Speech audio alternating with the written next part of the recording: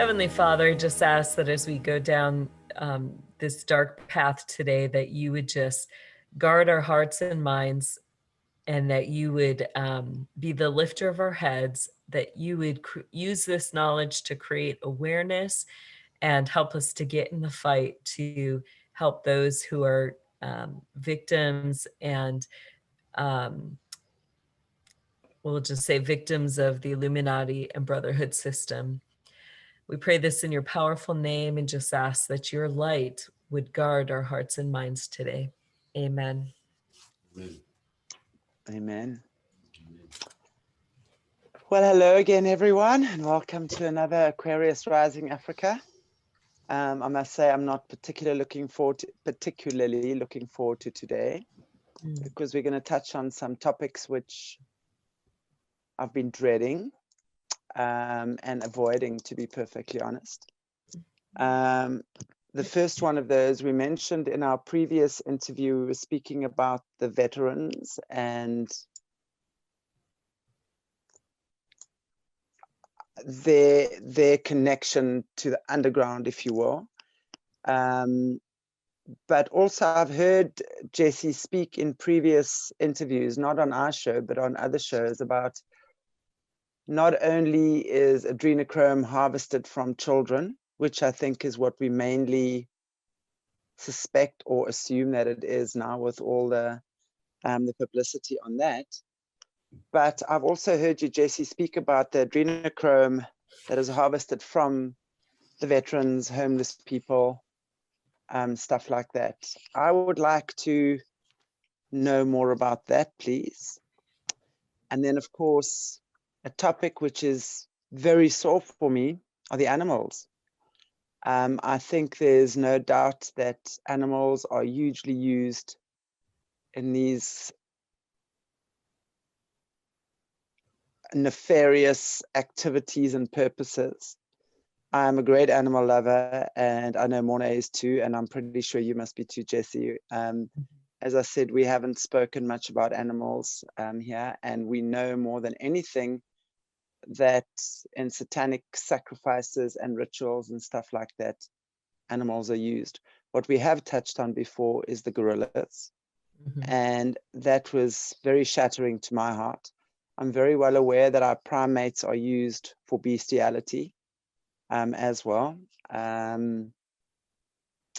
But I'm pretty sure there's a lot of other animals involved as well. And I really think the time has come for us to shed some light on our animals too, because if we think that our animals don't feel or don't have emotion or don't suffer, we're sorely mistaken.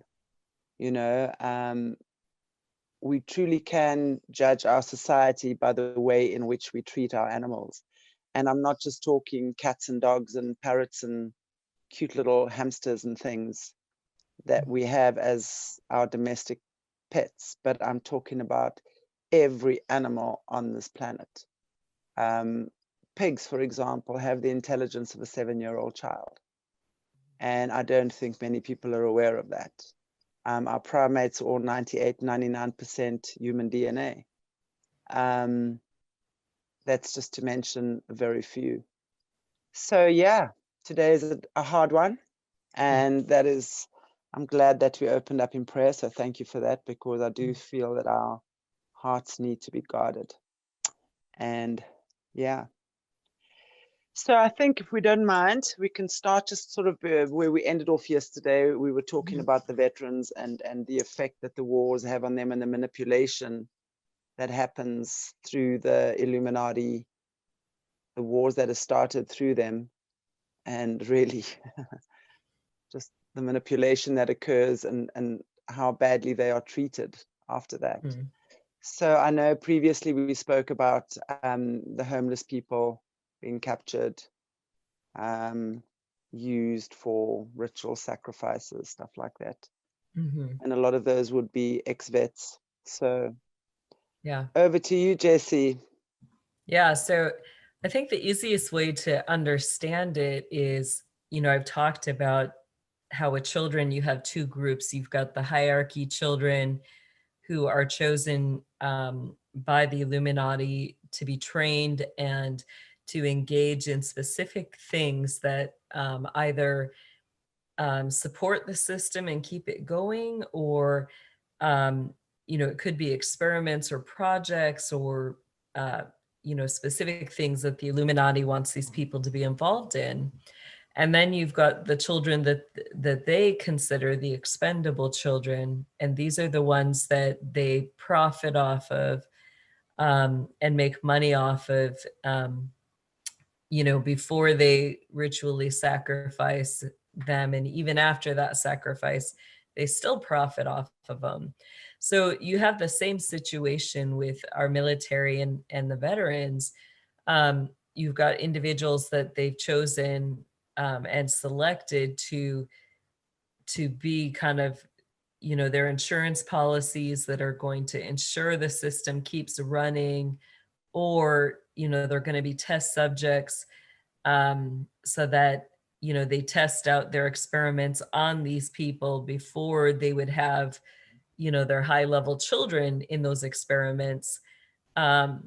So, a lot of the veterans will go through that where, they may not even remember that they've been through some of these programs. Some of them do and have attempted to speak out about the things that are going on in the SIAP programs that were being run under Aquino and Brennan. And you've got some really bad stuff, to the point where, like these individuals, they'll when they leave their home, let's say around age 18 or 20, they go through boot camp and then they enter these programs. And so a lot of times, like when the families will try to call or connect with these young men, they'll be told, oh, they're in field exercises and things like that. And these exercises can, be very brutal, especially if they are connected to the experiments. And, the extent of them is that, I'm aware of some situations where beyond the forced, I'm trying to think how to put the words, but they're forced to engage in these projects as test subjects. So, we've done some shows with Cody Snodgrass. He talks about Project Slammer, where, literally they were doing stuff that would take him to the brink where his heart would stop and then they would restart it again. So pretty hardcore stuff. Other ones, like one of the groups that I knew, their commander knew that Obama had dropped Agent Orange in an area, and then he commanded them to go scout out that area on a test mission. And pretty much there was only 2 survivors, the commander and the one guy that I was connected to. And so the Agent Orange ate through their boots, ate the bottom of their feet. The person that I was supporting, literally he had nothing on the bottom of his feet at all. And then they refused to give him proper care or treatment. So then he was dealing with things where basically, mass infection, gangrene. Then they did amputations to remove his feet. So situations like that. A couple others, after they were done with them for experiments, they, would put the vets in situations where what the doctors would tell the family is that they were brain dead.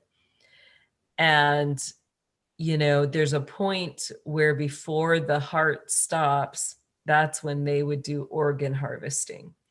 So I know that there is organ harvesting going on with our veterans. And then some of them, down in the lower areas, some of the experiments, and I'm going to give a complete graphic warning here because this is really hard to accept. But in some of those bases, they literally, have the guys strapped on stretchers and they are eating them alive piece by piece. So this is the people who are underground. Those who escape, a lot of times they are homeless, they're on the run, they don't give their identities. But then as they travel, they come across what we call the Ninth Circle camps. And the Ninth Circle has a way of ensuring that these veterans find their way into their camps once they're in those wooded areas. And I mean, you're talking large areas, so it could be, miles or hundreds of miles in these wooded areas, that they'll have their members circle in on people who wander in, and they'll track them, they'll hunt them, and then find them and ritually kill them. And usually it is very long and drawn out. The ones that I saw as a kid, one of their favorite ways to kill these people was to hang them upside down and drain the adrenal and the blood. And, they would be consuming that while the person was still alive and knew that they were, dying. Can I just ask you here, when you say they are eating them piece by piece, they are consuming them, who is they? So they would be the Illuminati or occult members who are connected to the military, or to the bases where that's happening. So it could include government military officials. It can include elite individuals who have access to those dumb bases. It can include scientists who are involved in the system. Sometimes it includes other soldiers. So it can be quite a big group of people, but they all have to have access to those military bases. So I'm just want to clarify this. So what you're saying is these are actually soldiers or ex-soldiers, right, that have fought for the country, and at some point, the military decides that these individuals are the expendables, right, and that they are the ones, like, as you say, you get the hierarchy kids and you get the expendable kids. So in this military system, you get the hierarchy military, and then you get the expendable military. So the expendables would then be the ones that have fought for their country and are now having tests and experiments performed on them, such as Agent Orange. And then they are at times hunted as well. Yeah, so they can be active service, or they also can be individuals that the military will tell the families that they've died. Oh my God. And have sent fake ashes or other things, and really they're still stuck down in these dumb bases being experimented on or eaten alive. So these aren't old homeless people we're talking about that are just captured off the streets. No. Because they're homeless. These are young men. Right. Oh my God. No, come on. Wow. Wow. So their parents think they're fighting a good cause. They could be in Iraq. They could be wherever the US is supposedly warring with. Mm-hmm. But meanwhile, they in these dumb tunnels being experimented on and eaten. That's the harsh reality. That's the harsh So reality. And they're, you know, on the surface level, their family is like, you know, the sick part is that, you know, the people who are behind this give them, you know, awards, consider them, you know, military heroes, or give their families medals of valor. And yet, you know, really we're talking about the government has kidnapped these people and is holding them hostage and doing, you know, very grotesque, graphic experiments and torture and ritual death on these people. God. So you're saying it'll be like a high-level military eating them, experimenting on them, high-level politicians. Can we mention any names here? Is that I can't on this right now, so okay? All right, no, that's fine. So basically, and also other military soldiers. Sometimes they're, what do you call a military yeah, unit? there's squads or teams. Squad, yeah. Yeah, So it'll be, so they would then decide, let's say there's a squad of 20 guys, for example, and then the powers that be would decide, okay, 10 are expendable and 10 are hierarchy. Now, how do they get those guys to experiment and eat the others, for example, if they're not high up already? they put them in situations. So one of the So, situations, oh my yeah, God, one of something the like the situations, 12-year-old rituals, for example. Sorry to interrupt you. So like some of them would be there and some 12-year-olds would be cannibalizing other kids there. So these right? guys are actually forcing their team members, if you will, to eat their team members. Yeah. So like one of the things was, you know, like during in Afghanistan, there was a squad that were called to a remote area, and then basically they were put in a situation where they were trapped in by supposedly the, you know, the bad guys they were fighting in Afghanistan. And basically the Obama administration, when they called out for rescue, refused to come and get them. And they got to the point where, you know, we're now talking, what, I think it was 3 or 4 months that these guys were in this situation. You know, the enemy was not coming in, they couldn't get out. They had even thought about trying all to get out and, you know, just call it a suicide.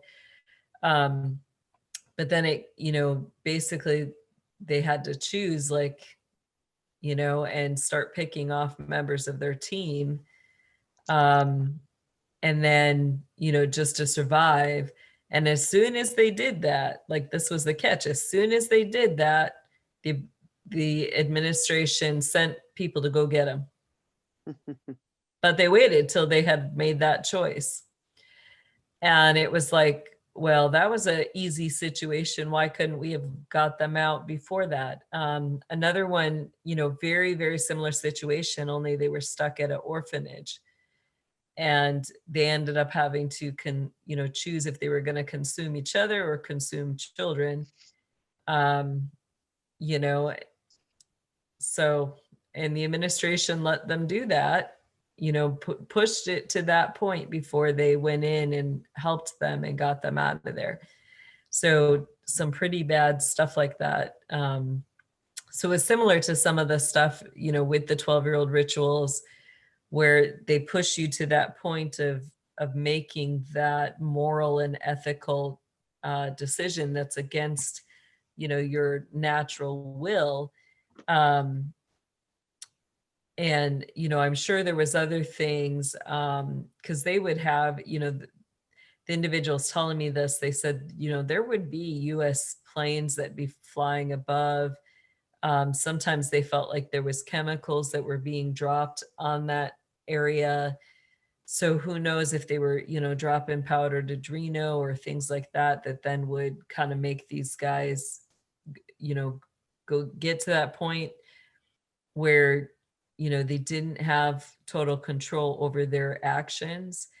Um, some of them, I've heard they get shots. They're required in the military to get shots, and then, have psychotic episodes on those shots. So, yeah. So they're taking adrenochrome involuntarily. So basically they're being given Yeah. adrenochrome shots, which then turn them into these flesh-eating zombies. Yeah. And I firmly believe it is in their food that they receive as well. Especially Vietnam vets and others, you talk to them and everything looks like brown gravy. Like, I mean, we all know how peas and corn and things like that should look, but these vets are like, none of the food looked like regular food. And now what they do is you've got, they put the food in the little bag packets.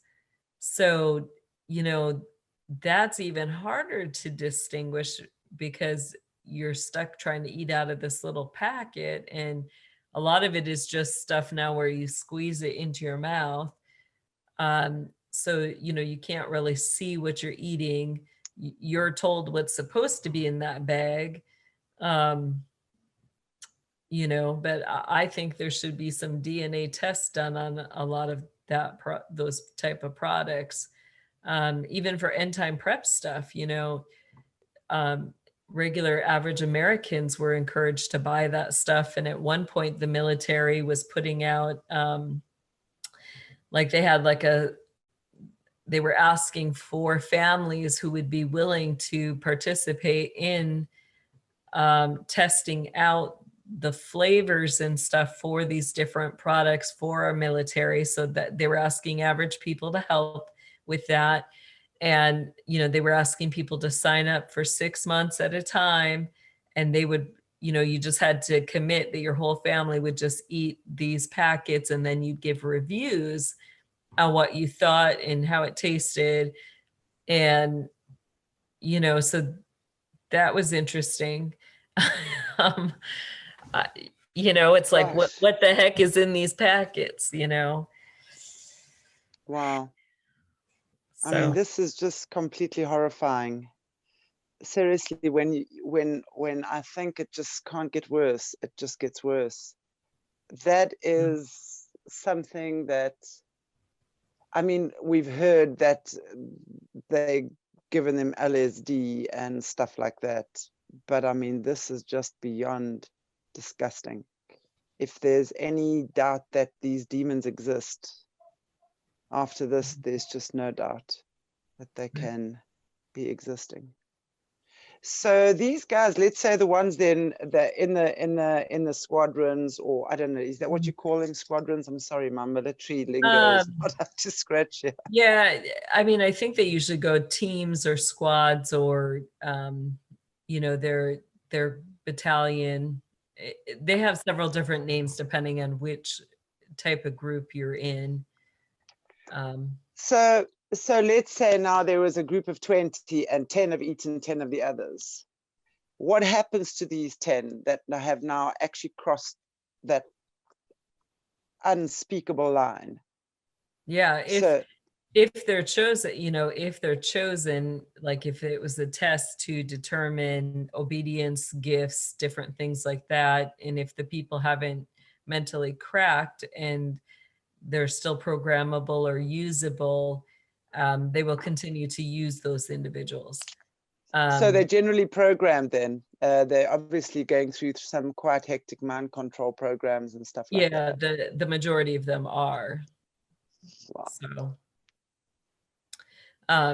if their program is broken and they're not usable and they've just happened to survive, then they will find a way to kill them or silence or shut them up. Some they don't. And, I firmly believe it's the hand of God that's protected some of these people.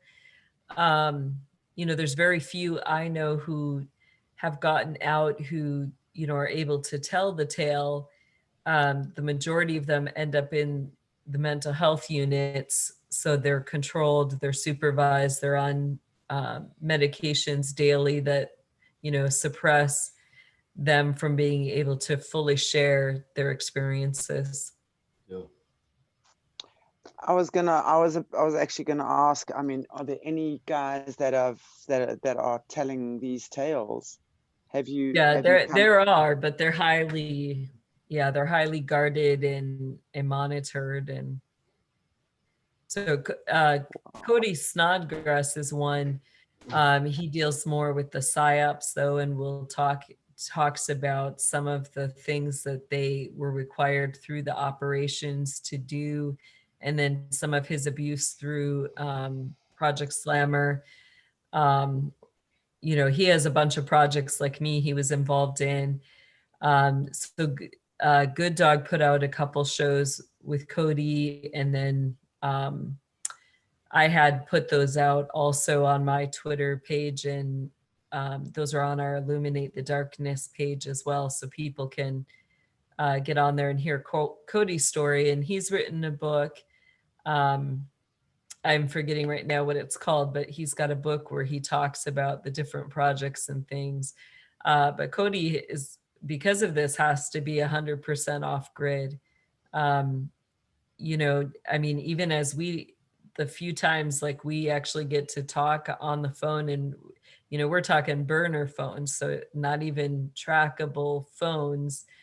um, we'll get on the phone, and within 5-10 minutes you'll hear the blackout choppers hovering above him. So Wow. like that's how monitored he is, that they can track and find anytime the two of us connect, they're on that. So Wow. So he really is here by the grace of God. yeah, absolutely. Do we have a link that we can post so people can hear the story of his? Is that possible? Yeah, I think there's three or four videos, so I'll send you those links. That'll be great. So Yeah. then we can, I think it's important, gosh, that people get to hear this stuff. It's just Mhm. mind-blowing for me, and really in not a nice way. I like my mind being blown usually, but gosh, this is one or a couple of instances that it's not so nice. Good grief. Yeah, we're working to get Wow. more veterans stories taped and recorded and put out there. So Well, I pray, and just like we work with the overcomers, the more overcomers who start speaking up and speaking mhm, out, the more this stuff comes to light, the less power they have over us, don't right. they? That's right. So, so We get I a just, good idea. Maybe this is how we can get some of our guys speaking. Yes. yeah, yeah, Yeah, the overcomer veterans or Yeah. military. Yeah. Yeah, that's wow. beautiful. That would be amazing if that can start coming out, because wow. But I understand it must be, and I mean, if you just look at, especially America's military, if I look at your military guys, whether they army or navy or whatever, they are so well trained, they are so Mhm. so to get them, I think, to break just through a normal guy that hasn't experienced this and get him to talk, I think would be tough enough. So Yeah. you can Well, and imagine. they're bound by Yeah. laws and classifications, and so some of them, to speak out about the stuff that happened, literally it's treason. The military demands complete silence.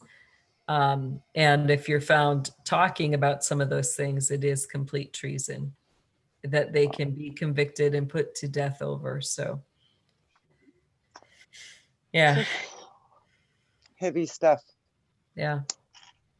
So what I want to ask you as well is that also previously you've mentioned that in these underground tunnels and stuff, there would be like these aeroplane type seat things where Mhm. there's these people just sitting and having adrenochrome drained or their blood drained out of them. Who are these people? Would these also be part of the ex-vets? Some of them very well could be. From what I understood, most of them were individuals that were in, elderly people who were in nursing homes, or I did see vats of children. So they were either children or elderly people. Um, Oh yeah. no. Oh no. So you're saying that they fetch them out of nursing homes? I guess these would be people then that don't have family or don't have family that care for them. Or And they've lied to the families and told them that they've passed away or died. Um, Oh, crazy. and that they, some of them, they do tell them that, you know, the what there's well, there's two things. First, there's drugs that they can give that make it look like the individual is dead, and it can yes. even, put your heart or organs in hibernation mode, so that the heart's not beating, there's no physical signs of life. um and that most of the time is what they do, so that the family really believes their loved one died, and then they'll And take people, and they'll end up where they're at first they're paralyzed, and then it's after they've drained, um when you've drained more than a pint of blood, even if you're doing like a pint or a pint and a half a day, with the elderly, they're already weak. So at that point, they're going to be so weak that they can't even fight or, try to do anything. And they just keep that, they'll keep cycling and taking that from them every day. And do they also go through the process of terrifying the living wits out of them? yeah, well, they're pretty terrified already, because they're in this situation that they can't get out of. And they know that they've got nobody to contact. And just imagine like waking up and you're like strapped to a chair with, you know, um, things that are draining your blood, and you can't get out of that situation. You're so weak and tired that you can't even cry out for help, and you're seeing just rows and rows of other elderly people. That alone is terrifying Horrific. enough. Horrific. Yeah. This is quite disgusting. I mean, I don't have another word. I use that word so often in the things we talk about here. But it's like, it's strange that in our Western society we have these homes for the aged, which I really think is quite unnatural, actually. For the simple reason, I mean, if we look at other societies, I mean, I look at like in the Middle East, for example. I know I have friends who are Middle Eastern. Their elderly are never ever sent away from home. They are taken care of by the family, by the children, by the grandchildren, whatever. It's like, in the same way you welcome a newborn into the home and you nurture the newborn into health and well-being, in the same way the elderly are treated. Mm-hmm. That elderly then, before they exit the planet, are nurtured and loved out of life. You nurture the newborn into life, and you nurture the elderly out of life. I can't imagine. I mean, I know when my father passed away a few years ago, he was at home, so I know that nothing weird happened with him. Mm-hmm. But I can't imagine thinking that this is what's happening. And honestly, this is something that we really, as a society, need to take heed of. Mm-hmm. It's it's not an accident I'm asking you these questions today, Right. because it's really come to my consciousness that we have so many people leaving their parents in these aged homes, where we'll go and see them once in a while or not at all. And they are, I mean, I don't know what it's like there with you guys, but over here it is often noted how they are abused by the nursing staff, how they are hit, how they are tortured, how they are mistreated. these poor old little people, you know, and that's the okay stuff that's reported. exactly. You know, they don't get to the harder stuff, that anything that, you know, because they're elderly, if they report anything worse or anything more that's going on, you know, a lot of times it's like, oh, that person just has dementia, or, you know, they're developing dementia, or they're old, they're losing their marbles, you know, they're getting things mixed up with other stuff. Maybe they saw a movie in the past, or, you know, so they'll find ways to really, you know, downplay it. So nobody investigates it. Nobody, you know, even trained social workers and individuals like that, they stop looking into these things. You know, I mean, I knew of so many elderly people who, you know, were reporting the sexual abuse, and, you know, I was pretty positive that they were getting abused, you know, because they would tell me sexual abuse. Yeah, I mean, they Sexual would tell me abuse? little details, like, you know, the one lady, she was like, you know, I lock my door every night. And she's like, but I think the janitor or somebody has a key. She goes, and, you know, she would have these dreams that she was being raped and stuff. And then she'd wake up in the morning sore, and she would have, her door would be unlocked. So she kept telling me about that. And I was like, something has to be going on. This cannot be a dream, because you wouldn't have the door being unlocked, you know? And, but Neither there's would you be sore. Right, right. You wouldn't be sore down there either, you know, but what the nurse and doctor kept telling her was that it was just because she was old, and when you get old, you know, you dry up, and, you know, that causes the soreness down there and things like that.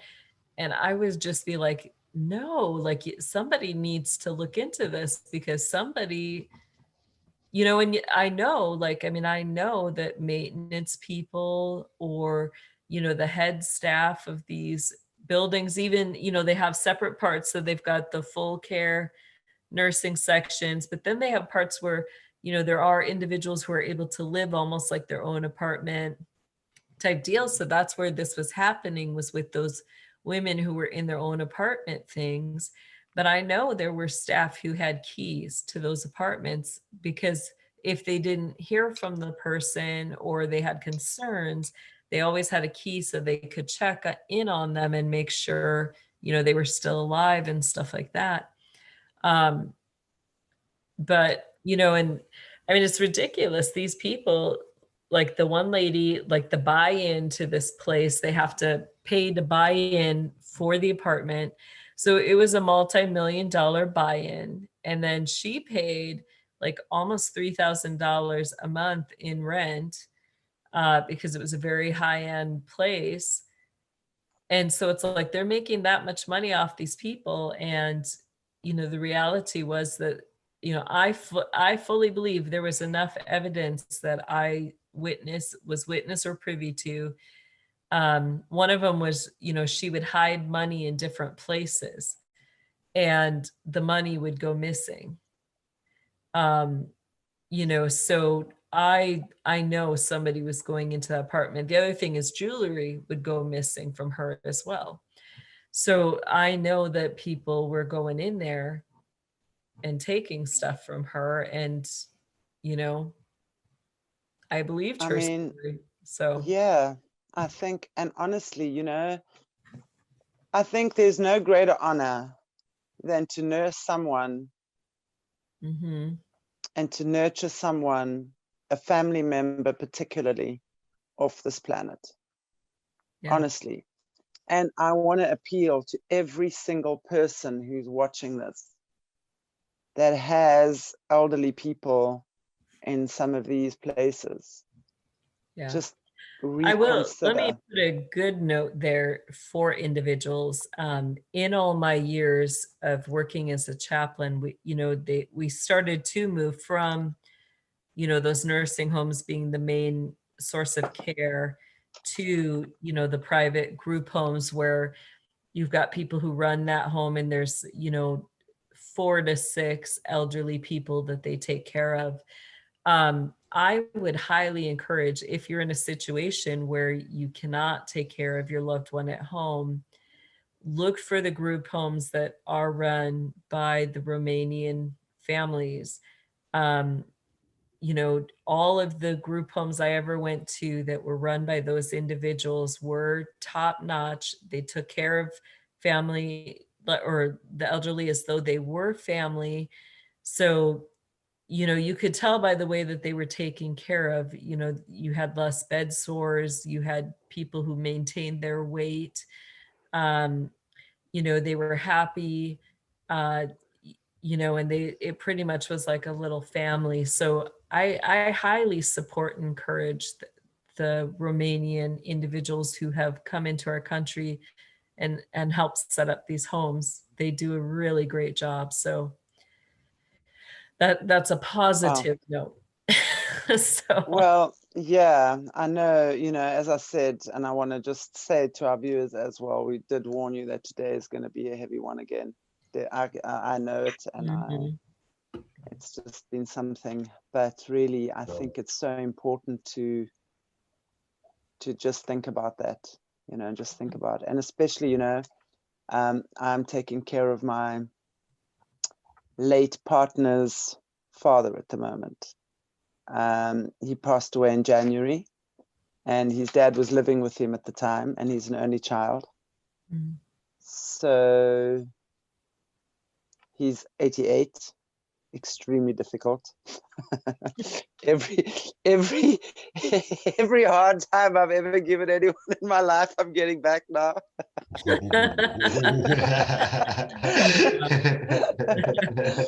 But it's such a pleasure, you know. I want to just tell you this little story, you know.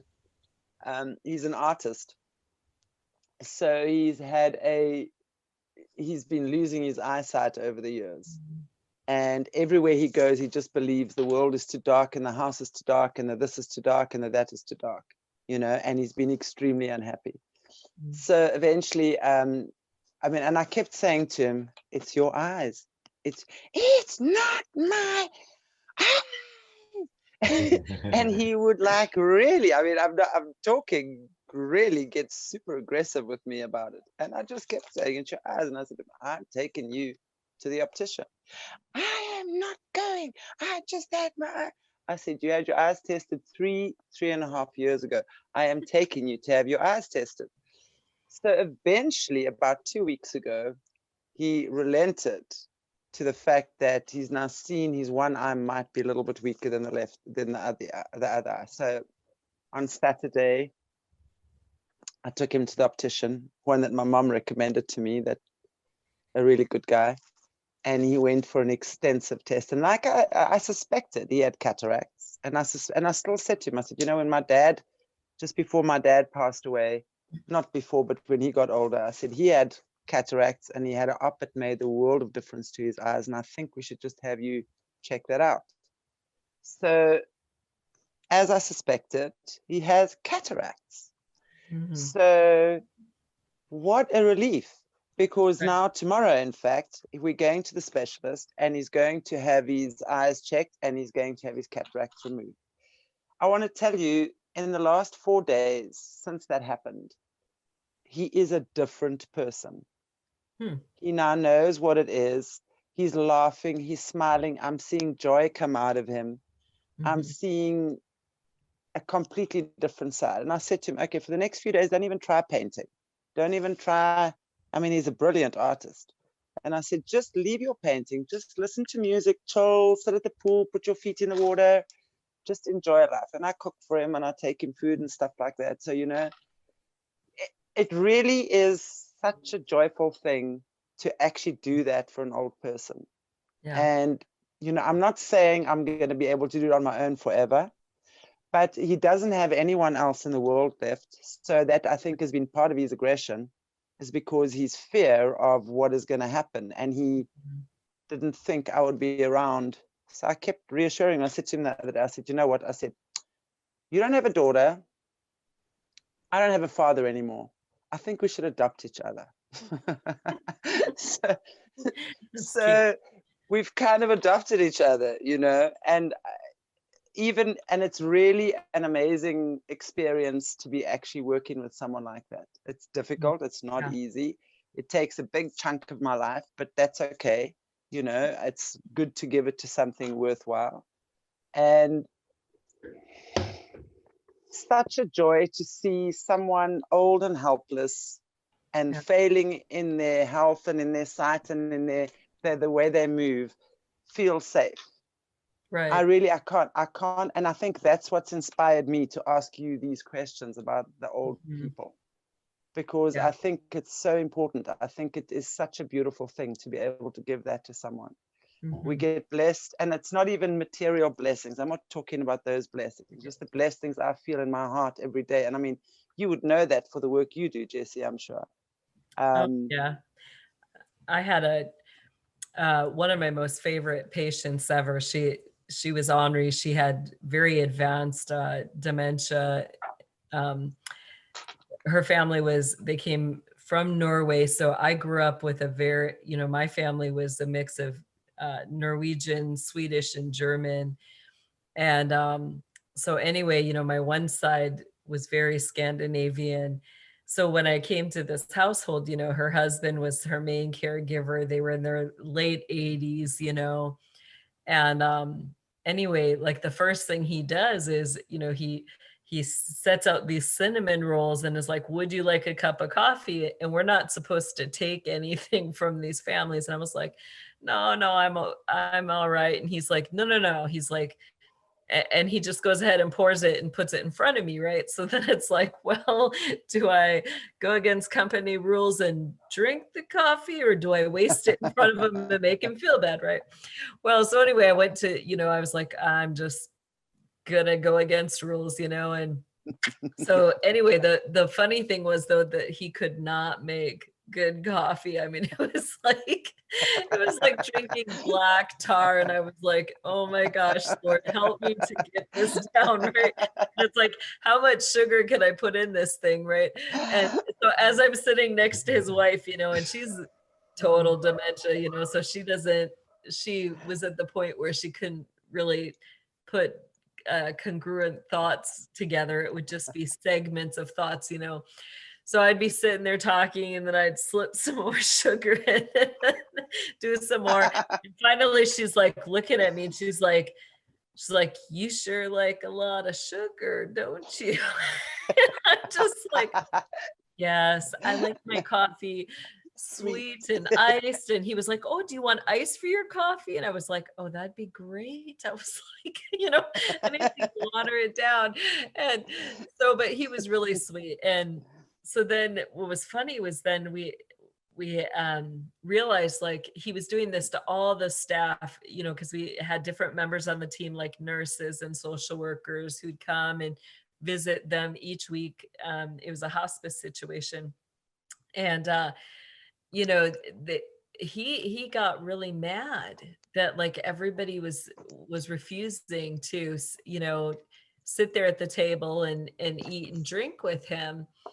And he was so much like, it reminded me of all the elderly gentlemen in my family line, that the one day it hit me, and I was like, this really is a cultural thing. Like, in that Scandinavian culture, the men, like, that's how they socialize. And you sit at the table and you talk while you're at the table. And if we weren't entering into that with him, he felt like he couldn't talk to us. Like, he couldn't tell us how he was doing or how things were really going. So then it would just add to his frustration. And so when I finally got that out to our hospice, they went ahead and gave approval that, like, we started bringing some stuff to share too. So it wasn't just him providing everything. And then he really, like, started opening up, and things were going well. But anyway, the one time, his wife, it was so funny, like, she was not like a hugger. She was very judgmental person. So like I'd be sitting next to her and she'd lift up my pants legs, and I always wear like these really interesting socks. Okay. So she'd lift up my pants leg and she'd like give this look, and she'd look at my socks and she'd be like, "You could do better." And then the one time I'm sitting there and she literally leaned over and gave me a hug. And so I was surprised because she loved getting hugs from other people, but she was not usually the one who initiated the hugs. So she initiated the hug. And so I just gave her this really nice hug back, and she was just kind of holding it. So I'm sitting there holding it, right? And all of a sudden she like leans back in the hug and she gives me like this dead serious look. And I was like, "Well, it looks like you could use a lot of love today." And she's got that serious look and she's like, "You could go bigger." And I'm sitting there, I don't know how bigger you want me to go here. You know, you want to kiss too? I don't know. You know, it's kind of like, what is she expecting? So it was kind of funny. But Oh, beautiful. Oh, yeah, that's wonderful. I loved working with them, but I still love that comment about my socks. You could do better. Very cool. But they've got such beautiful stories to tell, you know. I know, like with my, I call him my dad. He's, you know, he was in the war living in London, and he tells me stories about when they were kids and running around and the things they got up to. It's just lovely to listen. It really is, you know. So it's just, there's so much entertainment there. A whole different life kind of thing, you know, compared to our lives nowadays. But it's just a completely amazing. Yeah, the stories are just amazing. Sometimes you know, you just gotta laugh. And I remember when it was just her and a brother, and their dad was one of the individuals who helped build the railroad systems through the United States. So the majority of their childhood they spent living inside of a boxcar, and like each family who worked for the railroad, they'd give them a boxcar that they could set up, you know, so it was like they'd have a table in there and then they'd all sleep on the floor, stuff like that. But then, you know, when they finally got into a cabin that was like a 2-story. So her and her brother shared a loft. And, you know, once a week, if they were really well behaved, once a week, their parents would give them a piece of candy. And instead of eating hers right away, she started just saving them. You know, she'd put them in a drawer because she wasn't too big on the sugar. But then after she had a pile built up, she realized her brother was sneaking in there and stealing her candy out of her drawer. So she moved it to her, you know, her personal items drawer. Okay. And he still was going in there, right? So the one day she decided to mess with him and she took like a whole bunch of it out. So he had to dig through her whole personal item drawer. And she got to watch him doing that, right? And she was just laughing because, you know, he doesn't want to be caught digging in there. And then and then he was like, he got done and he was like, "By golly, they're all gone." And so it was just oh, that's lovely. Oh, wonderful. Yeah, there's so much joy to be found in everything. Okie dokes. Well, tell us about the animals, Jessie. Yeah, the animals are a tough one. You've got several different purposes. You know, we've talked a little bit about the gorillas, the orangutans, the chimpanzees, and some of the exotic animals. Most of those are primarily used for, you know, aspects of the sexual trafficking with the bestiality. But then you've got that whole thing where you've got the specialties that are offered for bestiality and sex. And then you've got the animals that are used for experiments, and then the ones that are used for ritual killing. So, you know, growing up, most of what I saw used for ritual killings were the smaller animals like cats, dogs, rabbits, and then you would have sheep or goats at times, cows sometimes, even horses. There were a couple times I saw horses. Um, I kept feeling horses. yeah, Horses talking to me. yeah. So those are the ones that I mostly observed for, ritual use. You do have, I guess, a fourth category too that I almost skipped over. You have certain animals that are used for their parts, and then, either they're dried or organs are dried for their parts, for certain black magic spells, or ground up and used in healing tinctures or stuff like that. So you've got those four avenues that the system is using to make money off of animals. Of course, the most graphic is the mixture of the bestiality with the children. That in itself is just really hard to watch. Rituals. Halloween is one of those times where, the animal I saw used the most during this time would be male goats. And they would be, they would have children tied up in a way that the goats would just mount them and be sexually molesting the children. Um, Oh my God. yeah, and usually we're talking very small children, and most of them, don't survive the abuse by the time the night is done. So I'm assuming that they would be putting some kind of a female hormone or urine or something on these kids that gets these goats and these gorillas excited. Yeah. So, I mean, because an animal it's not natural to rape a child, no matter what. But obviously it acts on its instinct. Yeah. So they would therefore then, I would imagine, use female hormones or whatever. Or they sometimes, some of the children, it's almost I don't know exactly what to call it, but they put them into like a mothering type situation with the animal.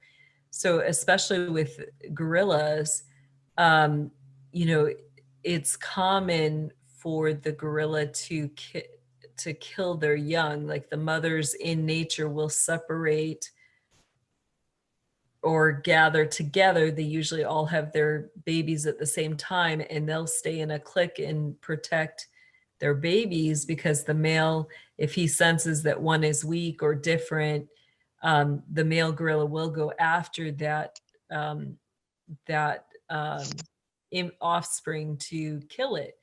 So what they'll do, but not rape it. Not rape it. It won't rape the right, offspring, not always right? rape it, but so what they would do in some of these situations is they would, for the experiments, they would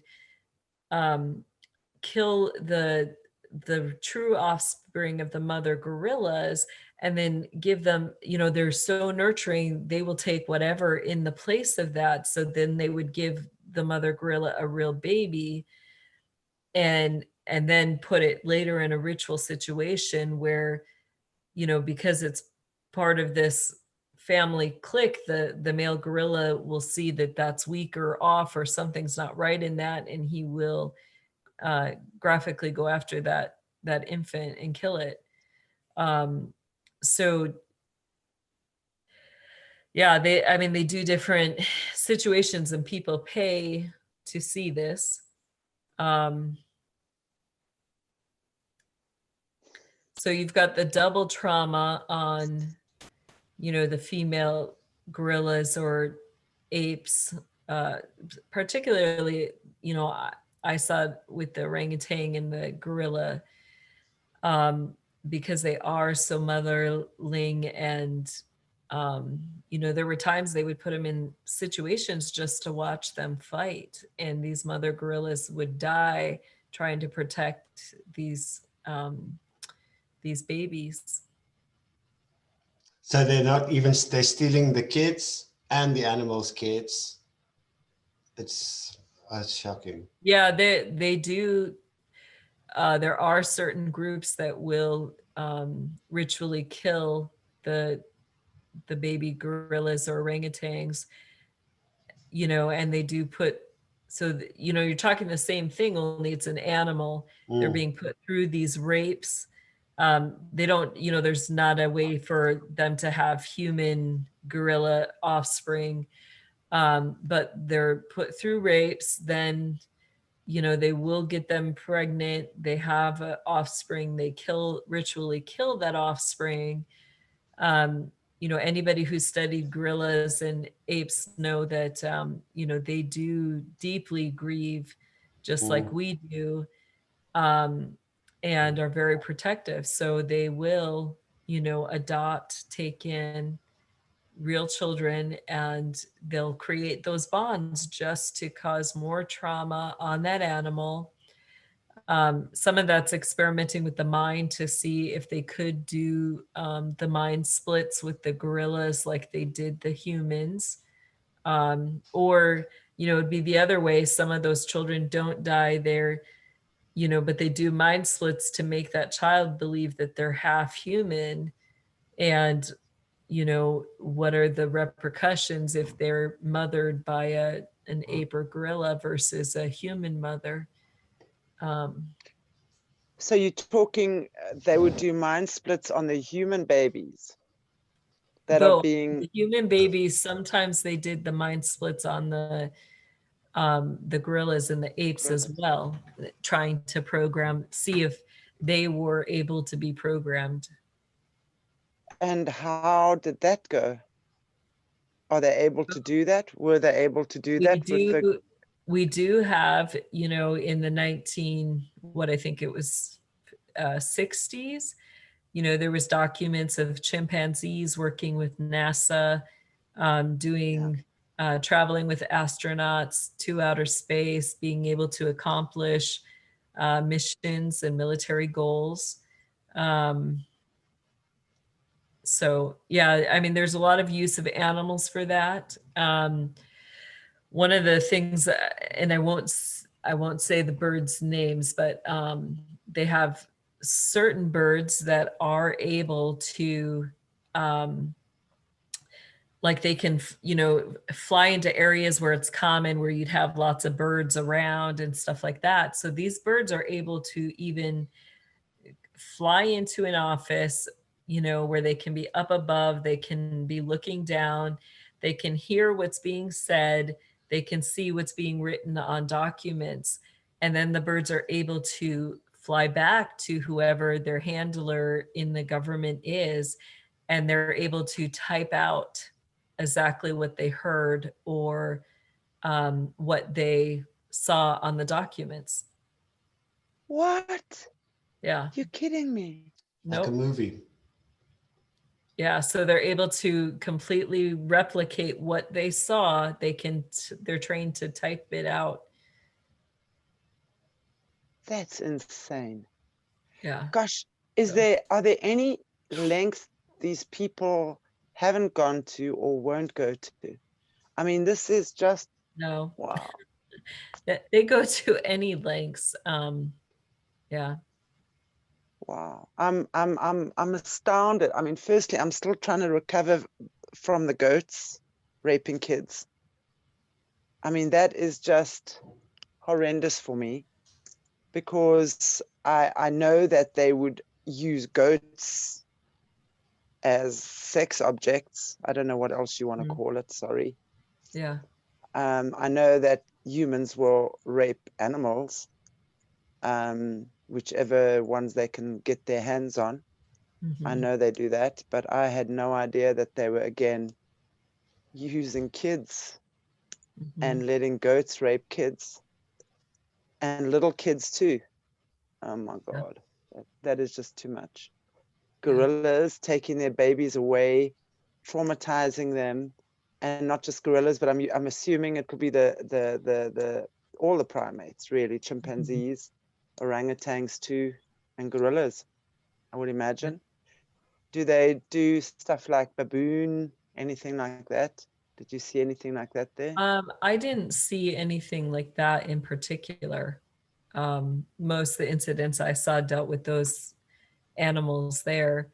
And then, the cats, I've never been a cat fan because I saw a lot of the demonic possession with cats and a lot of, cats being used with the black magic. In a lot of circles, they're looked at as sacred animals. So they're probably the most protected of the small animals. But, I personally experienced, where they would break the necks of the animals in front of me. Things like, or they would allude that the animal was going into, that whatever I found that I would like to make into a pet, would then end up on a dinner table somewhere. I was a huge bird lover. So, my favorite were robins. I was a huge robin lover. And one of the things, I just, again, I'm really thankful God gave me such a wonderful training partner. Although we absolutely hated each other at the same time, neither of us would have made it out of there sanely without each other. So, but he, like I think I've talked how he would knew all the bird calls, and he would get, when we were outside in the graveyards and stuff between training sessions, he would do the bird calls so the robins would come closer, just so I could see him and stuff. And so those were good memories for me in the midst of everything. And he had actually started doing that after we had saw some graphic animal deaths.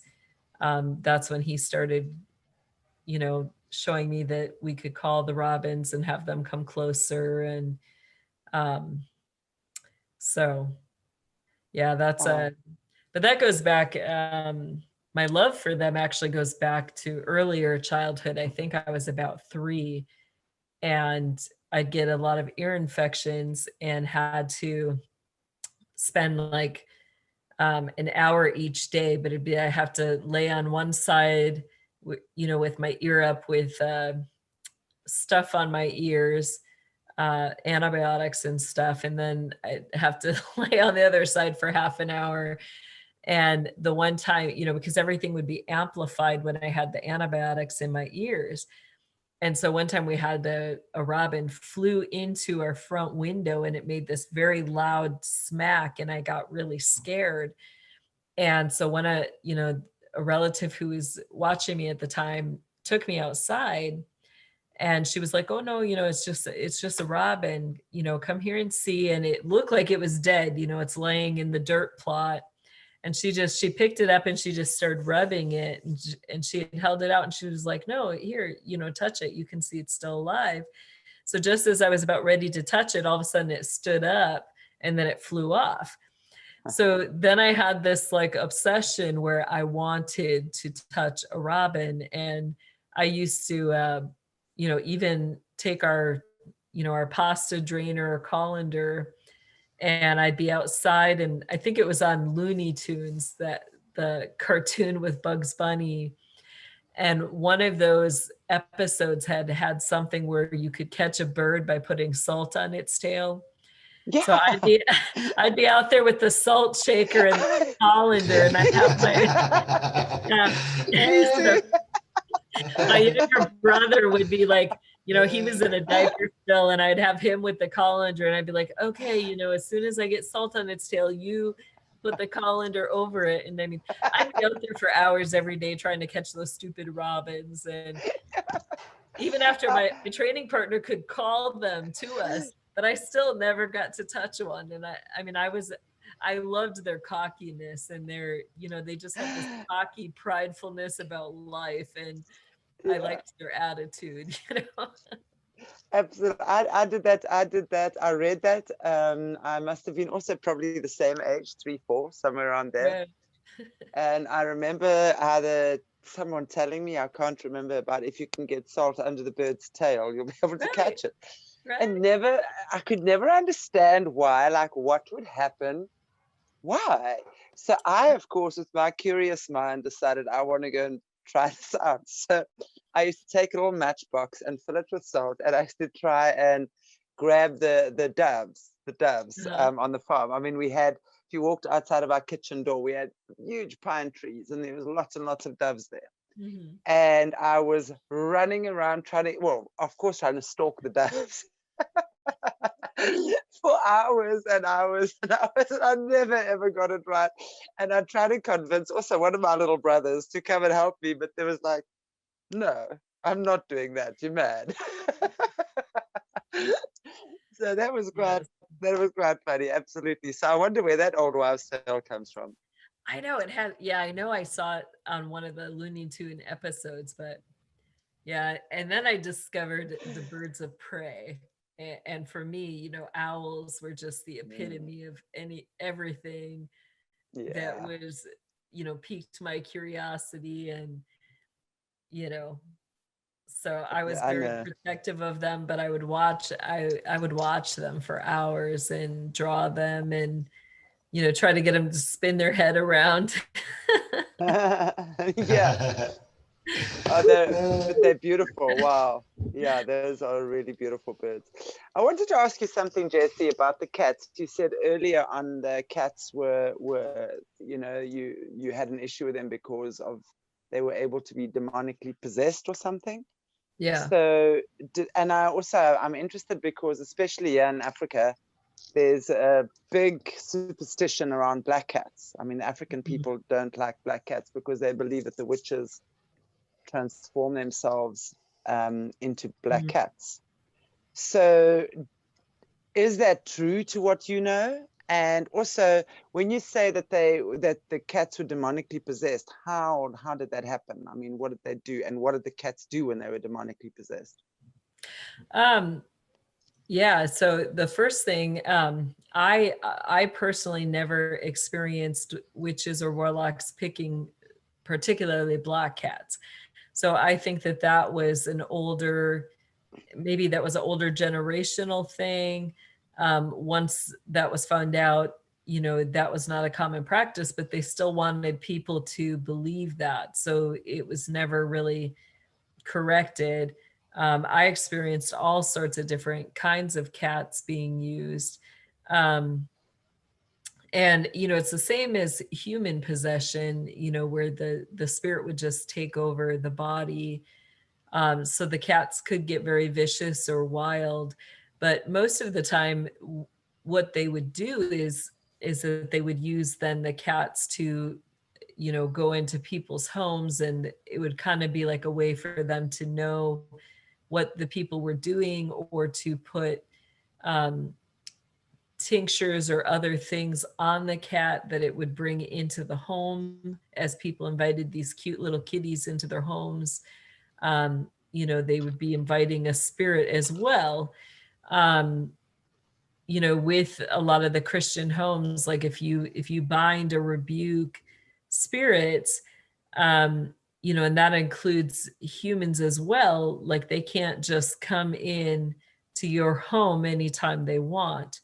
But if you give them permission or you invite them in, then they have an access point to be coming in. So that's how they would use a lot of the cute little kittens or cats is, you know, get the Christian ladies who were older ladies who were very strong in spiritual warfare.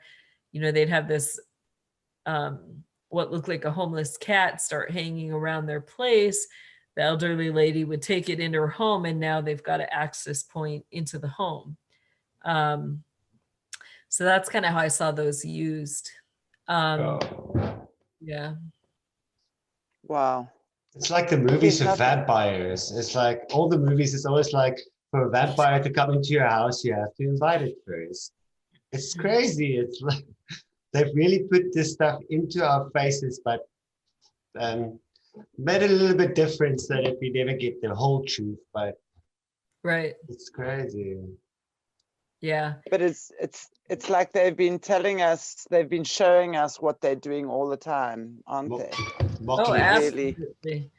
And Yeah. we I mean, just think, yeah. Go ahead. No, sorry, go ahead. Oh yeah, no, I was gonna say, I mean, I've had witches and warlocks leave, markers around our house, and some of those, like a couple of years ago, it was like done where you'd come up our porch and you could see through the slots of the steps, and they literally put a beheaded mouse in a certain position that was very unnatural. And then there was like a piece of wheat. So it was like the mouse was there, and then this piece of wheat kind of went over it. And it looked like then it formed the Hebrew letter hey, which means behold or look. And like I noticed, the mouse, that the way, like it was cauterized where the head should be. So you could tell that they had burned where that head should have been, so that, like I knew that a cat or something hadn't got it and just dropped it there, but it was positioned very oddly. It's like that was not natural, and animal just wouldn't leave it that way. So, I put up, more protection around our property and stuff. And then at one time they got into our garage, and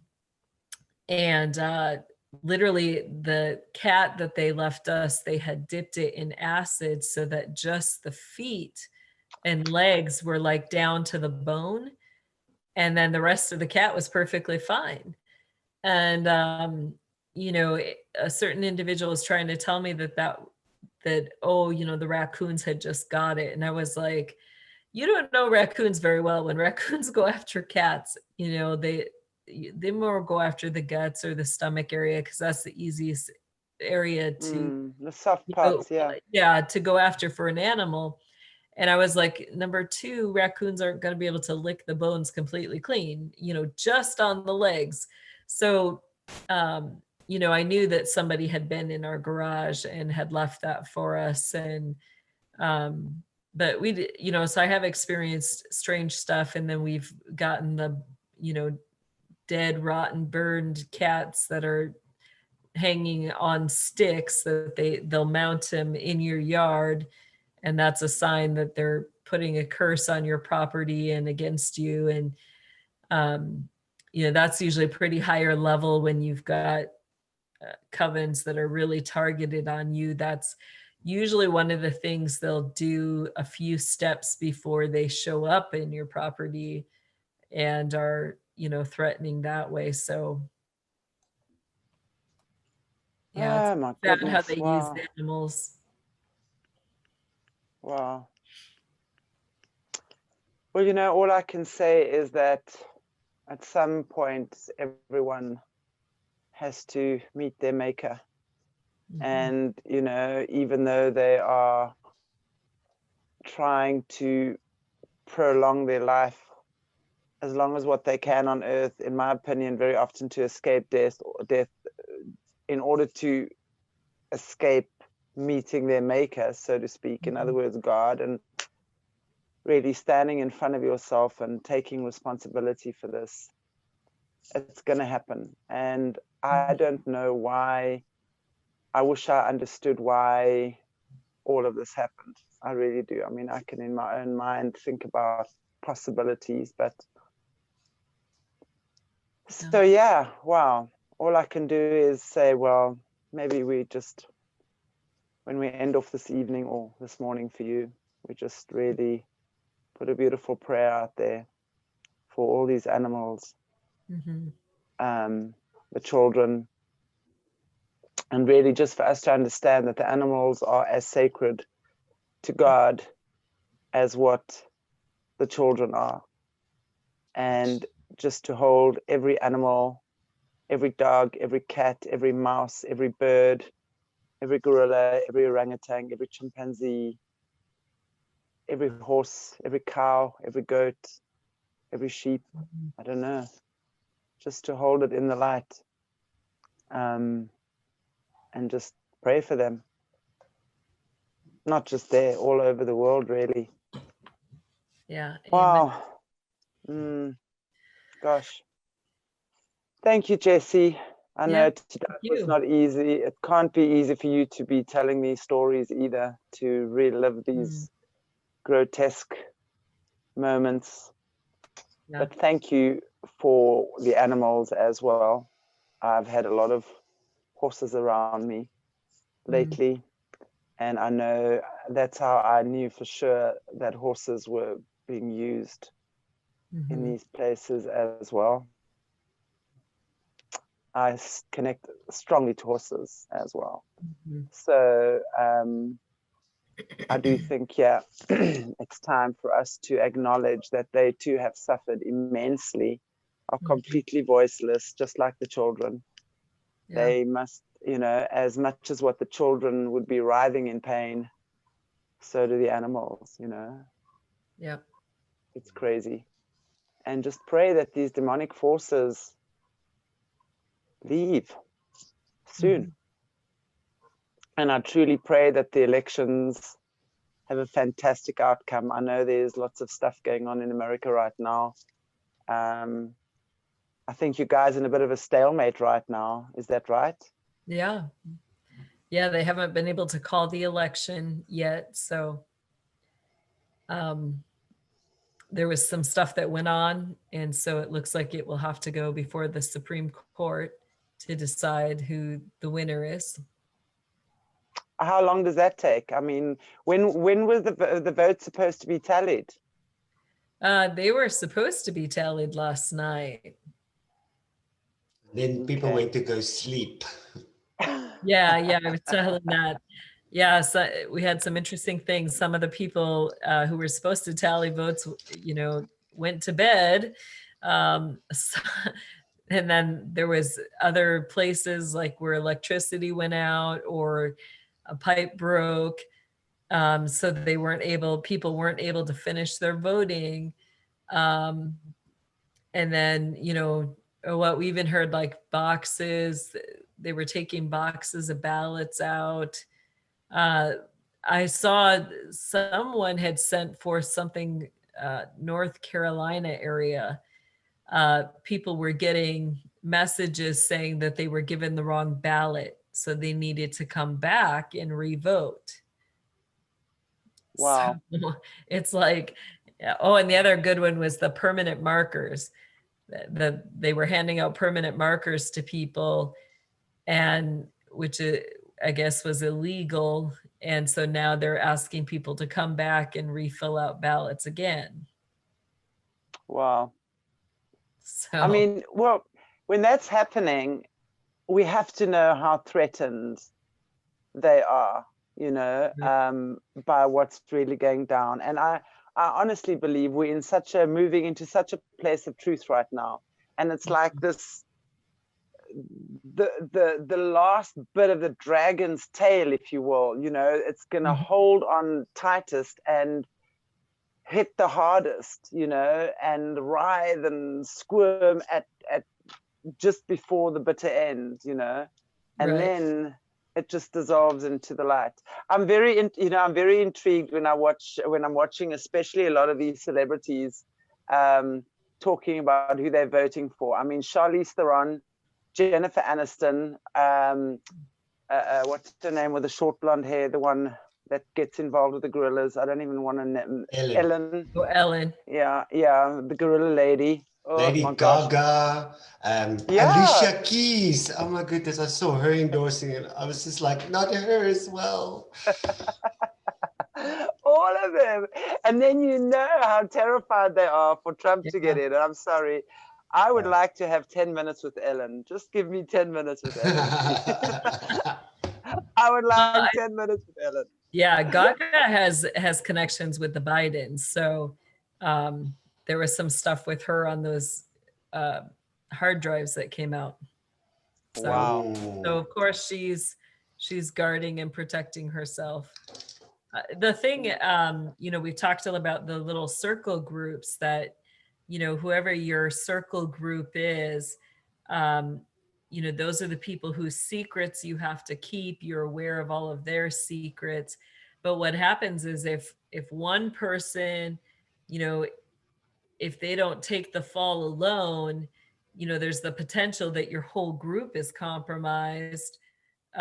If one person gets found out, or, you know, like with the hard drives, if, you know, if that was his way of keeping track of everybody in his circle group and all their dirty deeds, then when that came Wow. forward, it wasn't just stuff about, you know, Hunter. It implicated quite a bit of people who were in his intimate Yeah. circle group, and all their dirty deeds will come out. So Well, I saw a photo last night of him snorting cocaine off a child. I don't know who the child is, but it's yeah, just quite horrendous. Yeah, I'm particularly concerned, well, perturbed about Obama's daughter, who knows not really Obama's daughter, right? But the right. girl, Yeah, the I girl don't who, believe she is. Yeah. yeah, no, I'm pretty sure that that's not. But still, you know, I mean, again, it's a child that's been put into this Mhm. compromising situation. No doubt they've also been brainwashed and mind controlled, and you know, Yeah. been in a system where they really have to live that lie. But gosh, man, come on. Yeah, there Wow. was a lot of hierarchy children that, you know, are being exposed on that. And, you know, it's important to remember that, you know, this is what they've been brought up in, that Yeah. they've been brought up to play these roles and to do the things that they're doing since they were very small children. Um, you know, I mean, I started, you know, age 4.5, where I was witnessing, you know, the horrific sexual abuse and murders and all of that stuff. So that's, you know, very common for these, for the hierarchy kids, that becomes something that's a regular thing. You know, first you're abused, then by age 12 is when you know, you take that role where you're then the perpetrator of abuse. um, you know, and by then it's looked at as a lifestyle. You know, this is just the way things are, and you know, everybody has their preferences, and you're able, as long as you continue to engage in that stuff, whatever your preference is, you know, is fully supplied. And um So that would be like really when they've linked to their demon already, and the demon has claimed them already, right? So that yeah, demon would they've really, already, starting at that, the younger ages is where they start to get linked to multiple demons. And then, you know, by age 12, that demon is really taking control. active, yeah. Yeah. And it's already taken over that body pretty much. Yeah. So it's like, Well, works in, they're trained not so much to take over, you know, the hosting is specifically chosen that way because the spiritual gifts of the host and the demon are so close and connected.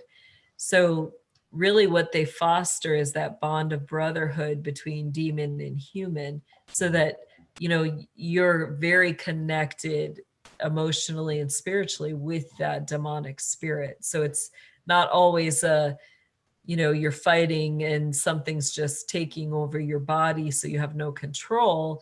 There's moments the spirit will do that if you're fighting or not going along with things. But the majority of the time they're trained to work in conjunction. That's part of the program, is, you know, that you're working hand in hand with that spirit for the maximum potential. Co-creating. Yeah. yeah.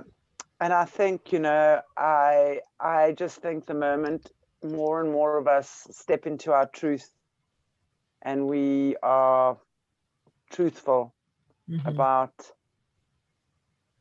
taking responsibility, and that sounds like such a cliche, but it's really Mhm. understanding that the truth really does set you free. I know Yeah. we've spoken about that before, but maybe you can just end off this evening for us on speaking or saying something on what you're feeling on just how does the truth set you free in your experience from what you've seen? Maybe one or two people that you've worked with that have turned around, that have stepped into truth. Yeah. Absolutely. One of the most beautiful things that, is one of the individuals who was present at a lot of my training. And, I can't say I always saw this person in a, acting in a bad way at rituals or things, but, I know she was present in there. And, she witnessed some of the most horrific traumas with me. And there were things, I know it was part of her job, at that time, was that, I'd go through these traumas, and then this person would kind of come alongside it and be the comforter, the encourager. So there was kind of like that mixed feeling, where this is a person who's involved in this, but at the same time, was always very tender and sweet and sensitive to me. But then now, years later, to have this person, stepping forward alongside of me, and we're able to pray together and pray through a lot of those things. There's just nothing sweeter than that, to admit the truth to each other, and Wow. beyond just what happened, but to go to the feelings, to go to the hurts, the pain, and to just acknowledge that between each other, that, yeah, these were the complications. This is how it has impacted or affected me. And then to just be able to lift those things to the Lord together. And that's been one of the sweeter fellowships, where truth has set us free. And the next few months, there's several, as I've been speaking out, the Lord had told me that as I spoke out, that others would start to speak out too. And as that's happening, the Lord is just creating this army and this force of truth, where it's like, we're not going to be silent anymore. We're not going to keep the secrets anymore. We're revealing what is truth and what did happen, what is happening to children now. And, we're going beyond that. We're saying no more. We're not going to stand by while you're doing this to other kids. So that's the potential of the truth, is that, that the deliverance is not just on a individual basis, that true freedom goes beyond ourselves and sets others who are bound in that same darkness free as well. And Absolutely. that's our goal and our aim. I wanted to say, just as you were speaking, I just think I don't think we realize, and that was just coming through to me as I was listening to you now. I don't think we realize how much of a difference we're already making. And it's not necessarily on a physical level on such mass scales yet, but it's the prevention that's happening now, because of the truth that everyone is speaking. I mean, in my situation, and I know I can speak for Morna here as well, in our situation here, just by opening up a platform and reaching so many people, and just so much light flowing through there, and so many different other platforms all over the world, there are so many situations being prevented through this. So it's not necessarily the saving, and although that's happening on a mass scale too, but there's so much that's being prevented. Yeah. And that makes my heart so happy. Yeah. It really does. That there could be so many kids, animals, veterans, old people, young people, vulnerable people that could be in danger, and that could have been in danger had we not spoken up. That's what I'm feeling so strong. Yeah. So it's really beautiful. It's really beautiful. Absolutely. We shall carry on, and we shall march forth. Illuminate the darkness, as you say. Amen. Absolutely. That's right. And that for years, my slogan, if you will, has been "Give light, and the darkness disappears of itself." And it's like what you're saying, illuminate the darkness. So it's just really so true. If when we shine our light, when we are not afraid to use our voices, and we are not afraid that some fool is going to come and do something to us, whatever, we know we're protected. We know that when we're vibrating higher and lighter, those guys and women and whatever it is can't actually reach us. It's impossible, because the truth really does set us free. Right. In Well, so not many just ways. us, them, those who are, Exactly. would be coming against us, like they're hearing the truth too. And the Lord is speaking that even into their hearts, where they're getting set free as well. Exactly. It makes them impotent to do the things that they have been so forceful in doing in the past. It's like the desire is getting less and less. That's what I feel, on a much greater scale. Absolutely. So God bless you as always, Jessie. Thank you so much for sharing your beautiful truth with us. And I would love for you to please just end off with prayer tonight. Yes. Heavenly Father, again, I just thank you for another day where we can bring these things forward. And we just lift up, Lord, all those who are in the darkness, Lord, who may be veterans or soldiers, the elderly, the animals, the children, Lord. And we ask that you would stop the abuse that's going on, that you would stop the horrific torture, the horrific ritual deaths, that you would not allow the enemy to continue to profit off of the suffering and death of these dear ones, Lord.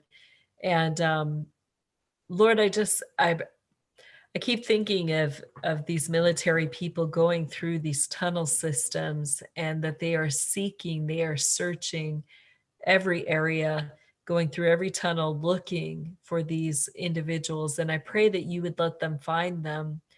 Lord, I know as a kid, I would have given anything to have just one person come and remove me from even a single situation. So I pray that you would answer that prayer today for all of these individuals who are in the darkness, that your spirit would lead our military and those who are rescuers straight to them, Lord, even those who have been hidden, who are undocumented, who for generations, their descendants have been in these areas unfound, Lord God. I pray that you would find them and search them out, and that you would give your freedom and offer that to these people, that they may know what it is to be set free and to know the truth. And so we trust that you will do that. And I pray for any survivors or perpetrators, Lord, people who have walked in this darkness and have chosen that, Lord. I pray that as they hear us talking about this, that they would, their hearts would be stirred, and that they would just see their evil for what it is, and that their hearts would turn away. Lord, I know for so many of them, it's that case of almost every time they almost do it, they almost turn away and choose good. I pray that you'd get them over that hump, and that they would be able to finally grasp that truth by force, and that they wouldn't let it go, that they would turn away from their wickedness and grasp goodness and truth and light. And that would be their only desire, that they would hang on to that with all that they have, knowing and trusting that you will snatch them out of that darkness, that you will bring them to the light, and that you will give them full freedom, full forgiveness, full redemption, Lord, and full healing. And we ask for that and proclaim it in your name, Lord. And for each victim, Lord, we ask for your complete healing, not just that they may temporarily get by, or have to deal with their issues with medication or other suppressing meds, Lord God.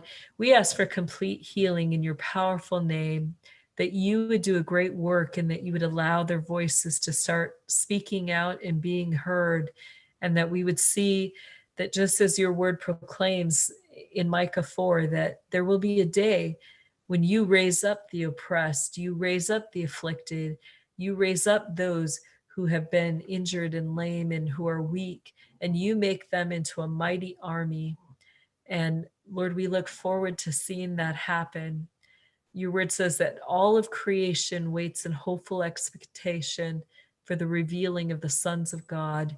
And this is the day, this is the hour and the season when you will reveal the children of God. I thank you for that. And we pray for this in your name, Lord. Amen. Amen. Amen. Well, thank you, my you, friends. Thank Love you both. Jessie. Love you tons and tons. Thank you, And Jessie. guys, yeah. And to our wonderful subscribers, as always, thank you so much for watching and supporting and just having so many beautiful, encouraging words for us. It means so much. Really, please know how much it means to us. And it's wonderful to be able to answer most of your questions or just respond to your comments. Sometimes I get to them, sometimes I don't. I'll just leave you a little heart. But please know that I appreciate every single one of you guys. Thank you so much. Thank you. And yeah, indeed. So we will post the links below of the stuff we spoke about earlier on. So Jessie can just get it to us, and Morne will post it for us. And in the meantime, if you haven't yet, give us a like, a subscribe, and a share. Follow us on Twitter, follow us on Facebook. And until the next time, Right. God bless you all. Bless. Bye, ladies. Bye. Everybody. Cheers, Morne. Cheers. Cheers, Jessie. Well, hello again, everyone, and welcome to Aquarius Rising Africa. And today I have with me the beautiful Jane. Now, for those of you who watch our Overcomer series, Jane was, I think we did about 4 episodes, right, Jane, with you? Yeah. Yeah. Who's also had some horrendous beginnings in her life and is really just transformed into this beautiful being that you're seeing sitting in front of you now. So hello, beautiful Jane, all the way in Australia. How are you today? I'm very good, very good. It's nighttime here. Yeah, actually, it's true. It's midday, yeah, or just after midday. And so, it's cold here. I don't know what it's like there, but it's freezing cold. I have an open fire on, so. Well, you can see how I'm dressed. Definitely, it's super chilly at the moment here as well.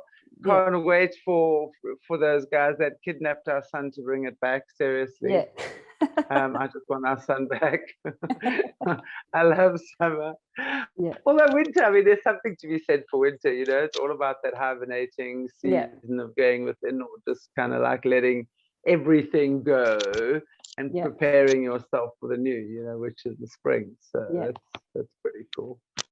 Wonderful. So just before I hand over to you, which I'm really looking forward to because I'm very excited about what we're going to be doing, just maybe like to explain to our viewers in a short space of time as possible that we are actually, you know, with Jane going to be doing regular recordings with her, with more of a focus on what's happening in Australia. You know, there's so much going on around the world at the moment, and all of us awakened ones understand what's really been happening literally underneath our feet. So the objective really to create awareness rather than sensationalism, you know, because that can be quite a dangerous thing. So really what we want to be doing is looking at what's happening in Australia, because we know that Australia being so huge and vast, I mean, there are huge tunnels under there. And I mean, we know that it's a hot spot for these nasties in the same way that Africa is, you know. So I would love for you, Jane, to give us intel on what's happening in Oz, and, you know, also especially with the child trafficking and stuff like that. Yeah. So welcome, and thank you so much for joining me. So I'm going to hand over to you, and you can just take the reins. Just talk. I was thinking about all of the child trafficking, and I thought maybe a good way to look at it is trace it back quite a few years back, where we can see the hiddenness of it. So as we all know, it's organizations that are still running today, and even if they say they're not, it is weird that some of them all still have the same names than they did in the past, and where they originated from, which many of them originated from was in Britain. And I have a personal, this is kind of close to my heart, because my father was a little boy that was taken from Glasgow in Scotland when he was, I think, 10 or 11, and he was brought over to Australia on a ship. But his mother was told that he was coming to Australia to have a good education and grow up well and everything, which a lot of other children were told. And depending on the information that you look at, you can get different statistics, and that's what I picked up on. That there's the years, which are kind of around, I should have a look. I'll open, I'll just share my screen. Yeah. Share my screen. Okay, can you see that? Yeah. Okay, so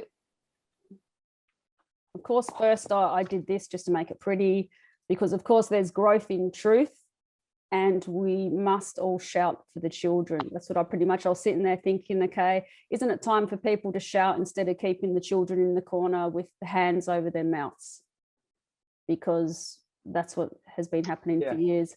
Now, this, I'll get back to what I was saying. This next one, we're not going to read it all, but in Australia, as you see up the top there, it says estimated 20,000 children are reported missing every year.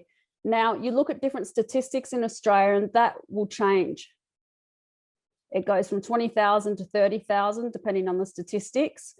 And really, like it says at the top, what is the definition of a missing child? So then once again, in law and everything, that will change. And that's what people have got to kind of open up their minds to, because in law and all different types of business, they'll have a different definition, the same as politicians will say something like sustainability, which we think is good. And one of the things that come under sustainability is a way to get rid of the population. That's sustainability. So people have got to start opening up and listening to definitions. So another one I looked at, it actually said 30,000 children per year, but out of the 30,000, they're saying 86% are found in 1 week, but that still leaves a lot of children that are missing.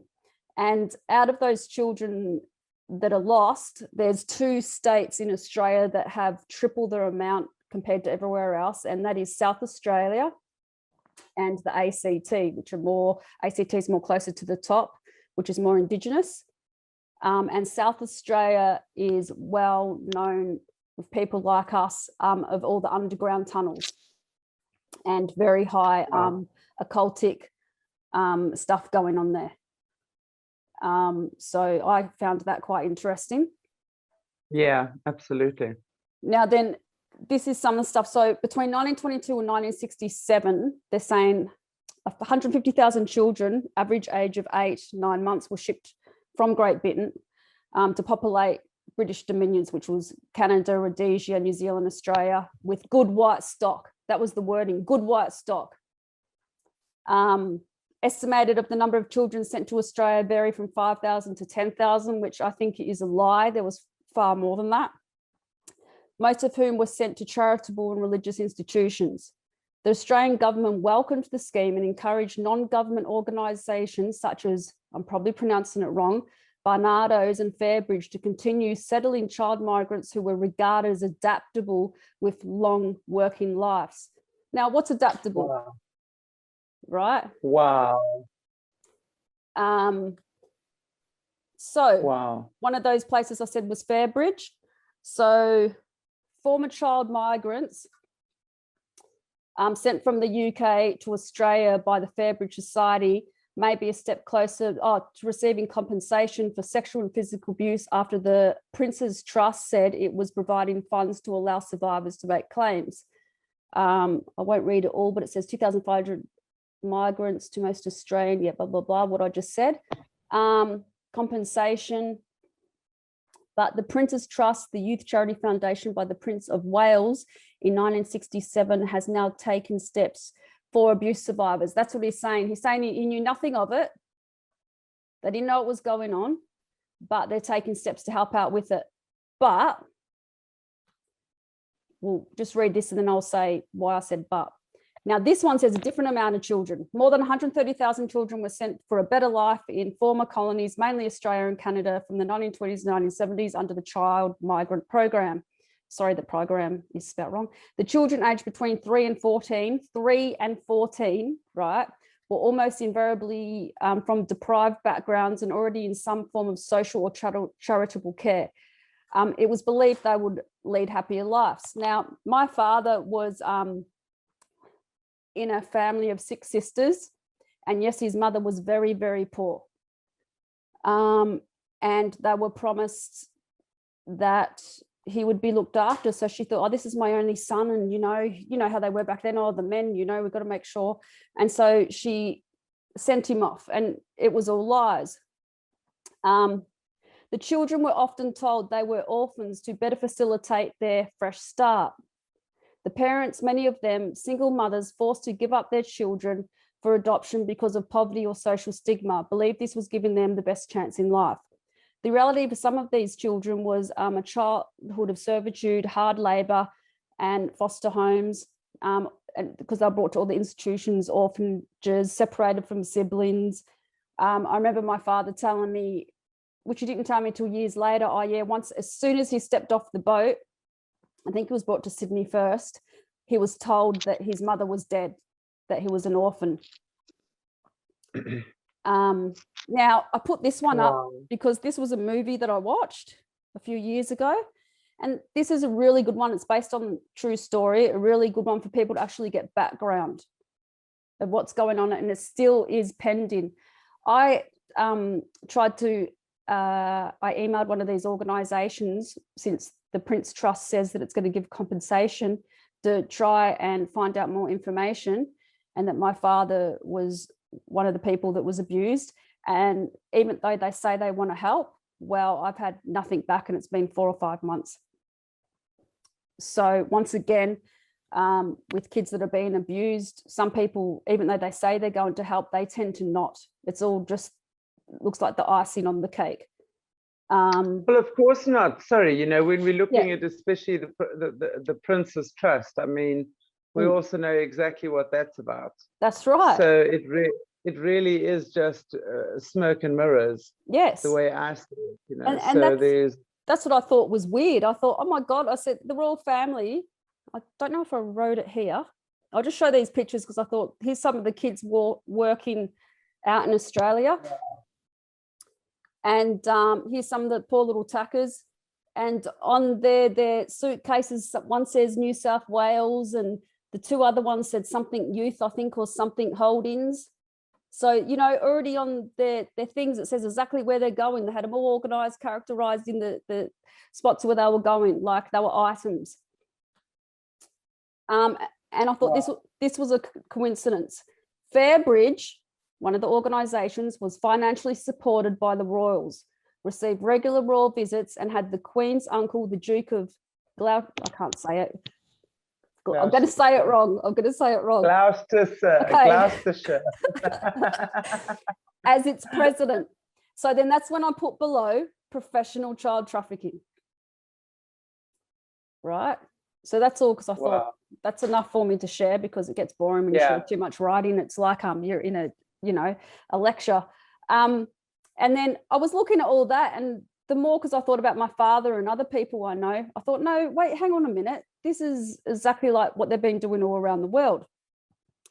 And but don't you want to just maybe share again with us the story of your dad? Yeah. So for those of the viewers who've missed that, maybe you can just backtrack a little bit there and just share with us what that was about.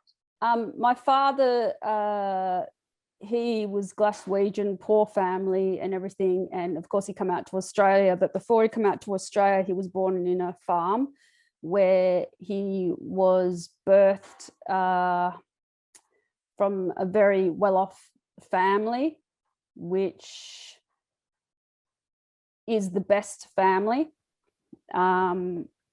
So he was hidden in the farm for 2 years before he was what's it called, showed out in society and registered.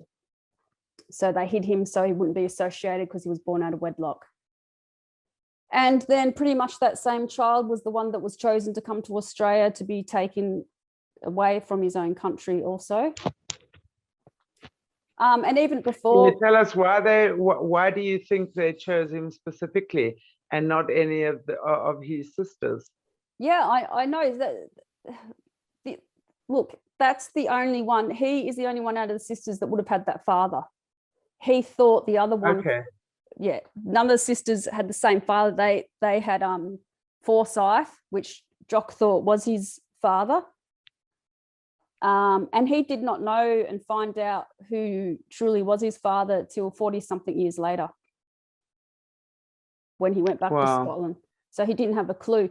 But the telltale sign was, why was the name Best in the middle of his name? Because his name was David Best Forsyth. And his mum, because you know how it was back then, it was, you know, a big thing to have children out of wedlock. So the mum put it in the middle name. And it's very hard to find information out, especially because my father has passed now. And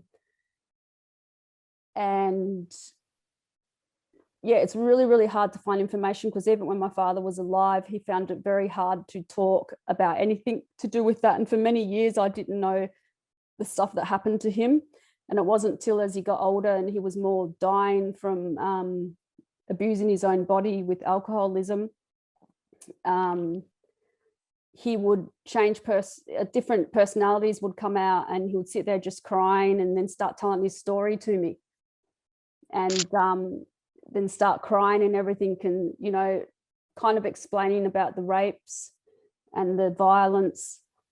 And he would just say, I was just a little boy, type of thing. And it was very. So who was abusing him as a little boy? Yeah, he was put in, I don't know the exact name of it because he didn't give too much information, but he was put in one of the Catholic homes. And over in Australia. So once he came from, was it Scotland or Ireland? Scotland. So when he came from Ireland, he went over to Australia, and then he was put into a Catholic home, did you say? Yeah, so it was on a farm. This one was on a farm. And then they'd be just used for hard labor and just abused and raped. And I noticed when I was studying about it, they said, oh, some of them got abused and raped. And from the stories I've heard and listened to, it seems like a large majority of them were, not just some. Pretty much, yeah, pretty much all of them, I'm sure. Yeah, and there was even stories I heard, like some of them, the animals that they loved, they'd let them love them for a while and then horrifically kill them in front of them, do total sadistic things. And my father was just a broken man, and it was upsetting to a lot of these people, because I saw it as, I had this man in front of me that was very, very strong man, very extremely strong. His IQ was very, very high, but he was that broken he could not function. He would be ripped. Wasn't he chosen to go to Australia because of his high IQ? I think maybe because his IQ was 160 something. Wow. So he was really so the people abusing him, were they the priests, teachers? Who were they? Yeah, so it ended up being they were the priests and teachers. So a lot of them were priests that were teachers too, that were there. And then as time goes on, a lot of people that were, it said they were priests, they actually were put in there to be priests, but they weren't even proper priests.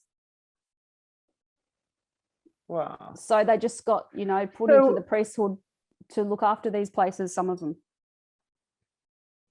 So would you put that down to satanic abuse, or do you really just think it was a bunch of creeps just having their way with whatever? Or do you think were the boys, and I suppose girls too, but I would imagine boys, or yeah, I'm trying to think if this was an organized thing. Was it like an organized Luciferian cult that he experienced when he first got to Australia?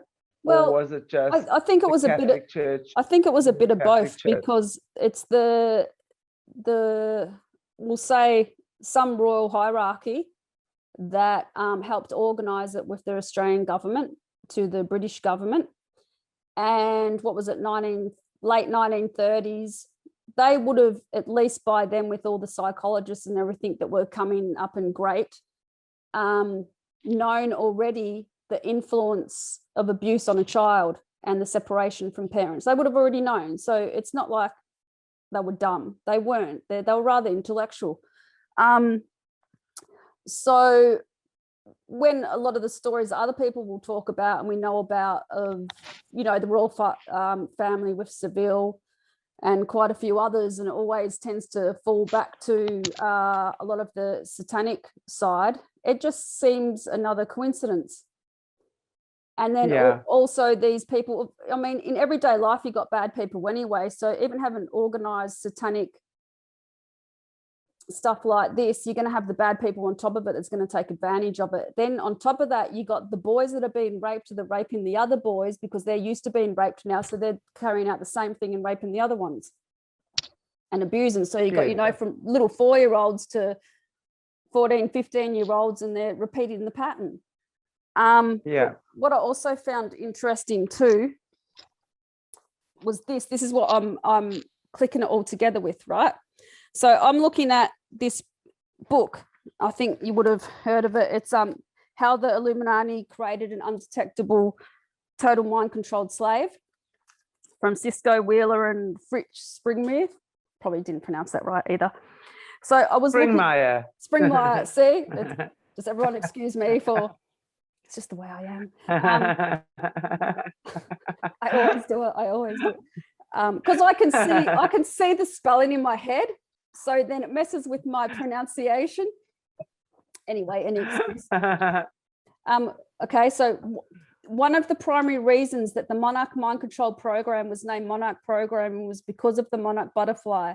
The monarch butterfly learns where it was born, and it passes this knowledge via genetics onto its offspring from generation to generation. This was one of the key animals that tipped scientists off that knowledge can be passed on genetically. So this is where you're getting the generational trauma from. Now that goes even more deeper with the monarch butterfly. That's why they use the monarch butterfly in many things. So we have DNA memory. Let's say, for example, my father was, this is a pure example, just say my father was on a boat and he was totally fearful when he was traveling over to Australia, and he went through all this trauma. Now, for some unknown reason, I have extreme fear of water. Now, I haven't had anything bad really happen to me, but I could have that fear through DNA memory, genetic memory. Now, absolutely. So right? And we're having a lot of people that have got a lot of mental illnesses and everything. So let's imagine Australia, and a lot of, now at the moment, we're not talking about the Indigenous at all. And one reason I'll say that for is because I'm not qualified. And if someone's going to talk about their Indigenous, I'd much prefer an Indigenous person because I'm stepping on their toes and I don't want to disrespect that. So I'm talking about, you know, the Anglo-Saxon side. And the funny thing is, we're all tribes anyway. The Scottish were tribes, So when we really look at it, a lot of us were tribes. So then what they did was, you know how we were talking about how they chose these certain kids all from over in the UK and everything to come over to Australia, ones that were the right stuff to come over to Australia. Now, the right stuff that come over to Australia, then we abuse a lot of them, and then their genetic material is all in there of abuse, and they're traumatized, and the DNA memory, Yes. then they have children, it goes down, it goes down. Yes. And then there's Yes. more involved, but then these people are easier for the bad people to be able to use as they want, exactly the same as how they create an Illuminati controlled slave. Now, this is on a different level. So we've got the people they did it to, like Jessie, and that they were actually in the cults. And we've got the normal population, which they've done it to. Now, then you can look at some, I'll just say slightly on some certain cultures, they do it too, also on top of that with certain alcohol, because they know how it affects their brain. Yes. How it degrades their body, because that's what they were doing in, I'll just show. So everybody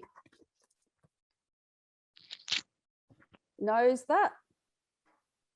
Okay. Okay, it's probably backwards, but that has a lot of information, and you can download it on a PDF form. And when you read it, you can start not everything that's done in that is done in normal society, right? But you can start reading between the lines and bring in a simpler form of how they do it with people in the population. So it's on many different levels. And then when you study psychology and counseling like I do, not that I'm good with saying the most, perfect stuff, but I can see it all in my head playing out, and how they created this Australia and put in all, like you're making soup to create exactly what you want. And then Australia was like a petri dish where they could come in and come out and grab any child they wanted to, or any DNA that they want, and they got the pick. And how even they come into Australia now, and some people they will promise certain futures to if they do certain things and make them movie stars or make them singers. So, it's easier to control people like this that's had traumatized childhoods. Some of us you can't. Exactly. I think what's so clear is that, over the past year that I've been doing the Overcomer series, what has been clear and consistent with all of the people I've spoken to, it starts with the family. And if there's a crack in that family unit, and if the child is traumatized or neglected or abused or abandoned or whatever in any way, that makes that child a very easy target. And the family unit is so important, isn't it? And that's why they, I'm not speaking against non-nuclear families at all, right? I am not. But this is a big reason why they also like people being single. Because quite a few in the family court system in Australia, they tend to, I'll say from my point of view, I'm not making a statement so they can try and sue me, but from my point of view, my perception is some of these mothers, and it happens to fathers too, their children are taken off them because it's easier to take it off the ones that are only single. Like that friend of mine, which I did ask again if she wanted to be on the show, and she can't. I did ask her if she wanted to be on the show with not seeing her video and change of name, but she feels that everything on a computer system and everything is being watched. Okay. So, wow. I did try, and she still hasn't got her child back. And she's one I wanted on the show because what information she can give about Adelaide and the underground tunnels in Adelaide is unbelievable. Wow. And she's too scared. And she's someone that usually speaks out massive, not scared of anything. And she just doesn't want to. A lot of people been, even at the same time, my husband was a bit weary, he's going, Jane, I said, nothing I'm saying won't be anything that you can't look up or from my life. So a lot of people here in Australia are very scared. And we have been trained to keep our mouth shut here in Australia because we've been given everything. We've been spoiled. You know, and if you can't get a job, a lot of, you know, there's a lot of people on the streets, I'm not talking about them, but you know, Centrelink payments, this and that, and the ones that are on Centrelink payments, the government will control them or they won't get their Centrelink payments. So, you know, we are a controlled nation. And the thing I'm waiting for, I mean, what was I going to say about abuse? That's what I should say about the child abuse. It goes the same as with all these children, like I was just talking about, and as they grow up and their abuse carries on. And a lot of the time it doesn't either, because these people learn not to carry it on. But this is when it goes to these occults that are wanting people in fear. Imagine what long-term fear does to the body. It makes you weaker, it makes you sicker, it makes you more susceptible to break your own morals and values to survive. And so it's like the lion and its prey. This is all psychology, and people have got to see it for what it is. And I'm surprised that even psychologists and psychiatrists that I talk to are not seeing what's going on. They're oblivious to it. And another thing I was going to say, for a lot of these people that have high IQs, a lot of them that work high up in the government, the way they get the high IQs is by damaging the brainstem. The brainstem is damaged by electric shock. That's why some of these people, they don't like high frequencies or certain lights or anything. Hang on. Just, I want to make sure I'm getting you correctly. You're saying people with high IQs. So I'm assuming you're talking about someone with an exceptionally high IQ. Exceptionally like high. Yes. They've had something done to them. Yeah. Like in terms of MK Ultra. So I think you said they've had the brain stem cells shocked. Yeah, electric shocked. Now, please explain to us how that works, because this is the first time I've actually even heard about something like this. How does that work? Exactly the same is, you know how you go to gym and you rip your muscles when you're exercising? You're ripping your muscles, and that after the tear, it gets stronger and thicker. There's certain shocking they do to reach that brain stem. And as it is ripping, it gets stronger and thicker. A lot of them die. About 90-something% of them die that it's done to, but then they found there's a certain amount of them that will survive, and their IQs are extremely high, and they'll be used in a lot of private things like space programs. And who's that one that's got that? Who's that one that created their has done their electric cars and Tesla? No, the one just recently. I hate that whenever I talk. Elon Musk? Yes. Because a lot of people think Elon Musk is a good man, but I would guess otherwise by what I can see, but what I can feel from him, by his girlfriend, if he's still with her, and he's been used. And his IQ, a lot of them, their IQs are extremely high, but they're pretty dumb at the same time. But it's only because they think we're so dumb that we're not going to notice certain things. Well, I mean, I think those of us that have also been regular watchers of this channel will know that if they've been watching my interviews with Jessie, in fact, and she's disclosed on a couple of occasions that, in fact, she and him were training together. Oh, did she? Yeah.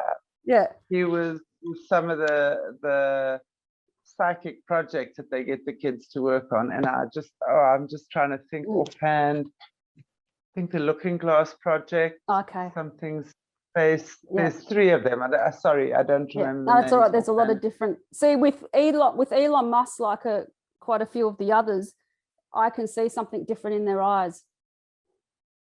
And I'm talking from a different spiritual level. There's a lot of people who listen and go, oh, that's weird.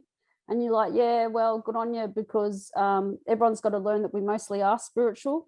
We are not mostly, physical. And this is what these people count on, is for us to hope that we keep thinking that we're just physical, when they've stopped and blinded majority of our spiritual side, which they use all the time. Yeah, exactly. To bring it into manifest. Yeah. And another thing I was going to say about having children that are constantly abused all the time in one way or another, or making this, and no way anyone from Australia, if you hear this, for me to think that everyone in Australia is bad and messed up and, oh my God, we're all this and that. What I'm saying is this is what the plan is. And if you haven't grown up like that, well, good on you. But a lot of us have. A lot of us have grown up, and I'll say I've had the privilege to meet a lot of children that have gone through this, that are absolutely wonderful, but they've gone through hell.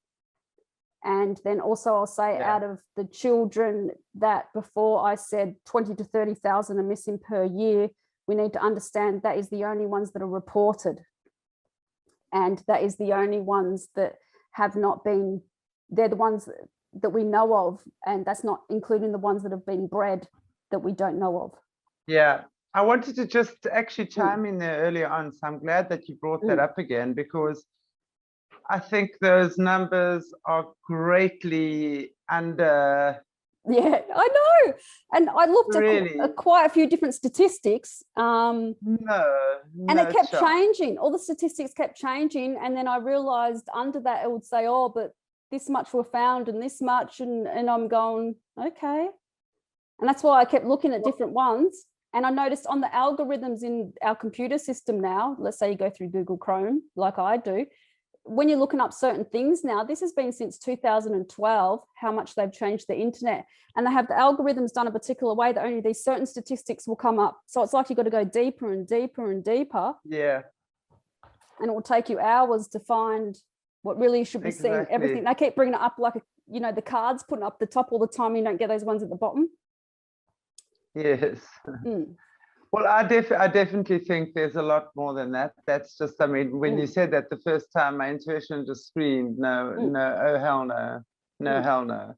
That's not the right number. But anyway, and as you quite correctly state as well, from what we've also been hearing about the dumb tunnels, deep underground military bases, where they literally have these underground cities. Yes. And they're literally, amongst other horrendous, macabre things, they have these breeder programs of the young girls that start as young as 10, breeding children for their nefarious desires. So those really would be the sacrificial kids, or what they call the expendable kids. Yeah.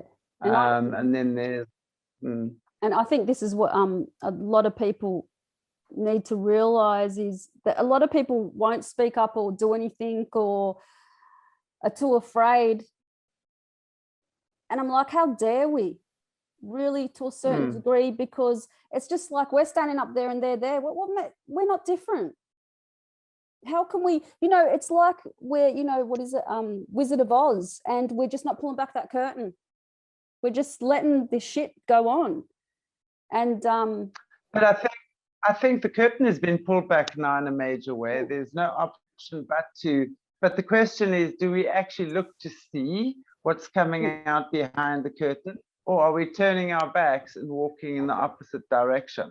Well, I think that's why this COVID thing is, here at such a special time. So we do just concentrate on the COVID and the fear of that. And we're not seeing actually what is going on. The magician's trick, is it? It was all done at the right time. Yeah. And there was something else I was going to say, because there was something I was watching the other day. I can't remember the guy's name again. Everyone, I'm no good with names, but I remember Chantal's name, so that's good. And that's the important one. And I remember my name, so that's fantastic. And he was he was looking at Google and looking at all the different bases and all the bases around the world. And he was I wrote it down so it can show you where all the earthquakes have gone off. And then he was showing the Yes. difference between the earthquakes that are natural and the earthquakes that are not natural, and how you can tell if it's natural and not natural. Then he was showing the earthquakes around the tunnels. And he was showing Is it that. not gene decode? Is it not gene decode? Who's that? Gene decode. I don't know. There was two military guys and I was listening to them. One was Michael Jaco. Mike Jaco. Yeah. Yeah. Yeah. And he had a guy on and they were looking at it, and I went, oh, okay. And then he went to Australia, and that's when I paused it on Australia, because they were looking at Pine Gap in Australia. And I thought, well, that's rather interesting. Not much has gone on there, but I know from someone else that was in their occult was saying that under there was very satanic. Out of a lot in the world, I don't know what they meant by that, because I know everywhere is satanic, but they said it's extremely evil down there. And I had quite a few. My family comes from military, from my mother's side, and a lot of them that are in military that have left now, they even had to sign things once they leave that they won't tell any information of anything. And when I was younger, and they would talk about when they would come back from some of their missions and they'd tell me things privately, it was only very few things, and they would say what would go on, and then all of a sudden they would go funny, and they haven't talked to me for years because I started asking questions, and so the thing that they sign travels through for the rest of their life, and they're not allowed Wow. to. Yeah. Talk about being in control, or under being controlled. You know, because they get paid well. They get like really good money they got. So, yeah. So, and then right close where I live, there's a base, and then there's a whole heap of, there's all very lovely people that are at the base, but I'm pretty sure that there's a lot of not so good stuff going more under the base that the normal military there don't know about, because of other stories that I've looked at. And I know quite a few different parents that are there, and they're absolutely wonderful people. So once again, that's why it's hard to get these stories out, because the normal military person has nothing to do with this, and they think, oh no, that wouldn't be happening where I am. I'm trained to see stuff like that. So, but I know majorly the one that I'm near they have used that in the last 2 years to hide a pedophile that was a pastor. So because as soon as they're on the military base, they can't be arrested by the normal police because it's a different law.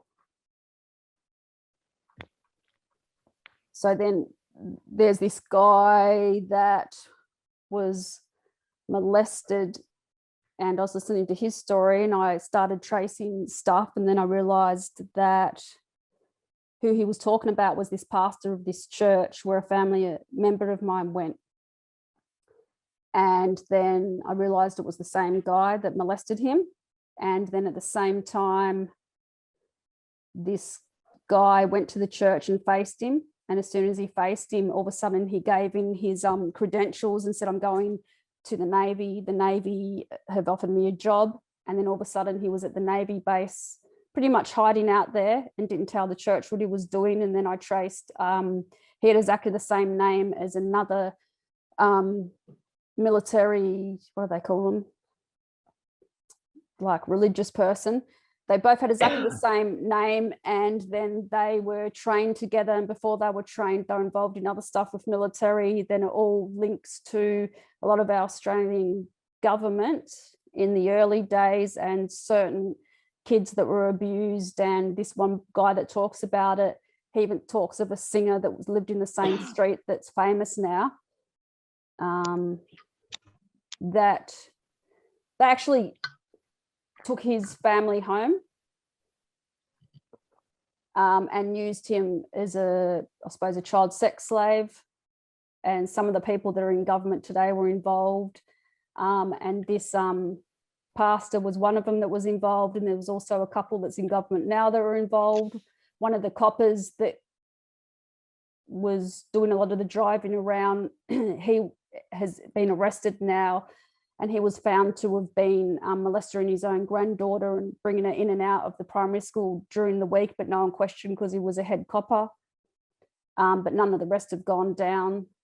And then one of the girls that they would use to steal papers and stuff out of people's houses, she was promised if she'll do stuff for him that she would become a famous singer, and now she's a famous singer. This is all around like where we are, where I am in Victoria, areas of Victoria. So it's pretty big down here.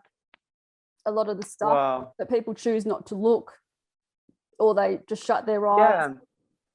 What is the, when you're looking at Australia, I mean, are there quite a few people who are awakened that have been red pilled? Yeah. I mean, so there are, because it seems to me like there are a lot of Australians who are awake. There is, obviously. You got the difference. You got the ones that are like me, ones that are worse than me, that will just straight out be like, hey, you arsehole, blah, blah, blah, blah, and they're a bit rude about it, but you know, you got to love them. And then you've got me that's more, okay, what's going on? Let's be smart. Let's be wise at the same time. Let's abide by certain rules. Let's be wise, and let's, you know, see exactly what's going on. And then you got the ones, you know, the ones that will, I was saying to my brother the other day, there's still the people that will wear, for example, the masks every day, all the time. Now me, I won't wear a mask, but I'll hardly go out of the house. So I'm still respecting. But if I've got to go to the doctors or something, I'll wear a mask out of respect, because other, you know, it's a place, this and that. So for me to respect, I won't go out. Then I'm not doing anything wrong. Then I find when I don't wear a mask and I go somewhere, when I have to, people start talking to me about it. And a lot of them that are wearing the mask will say, I really hate this thing.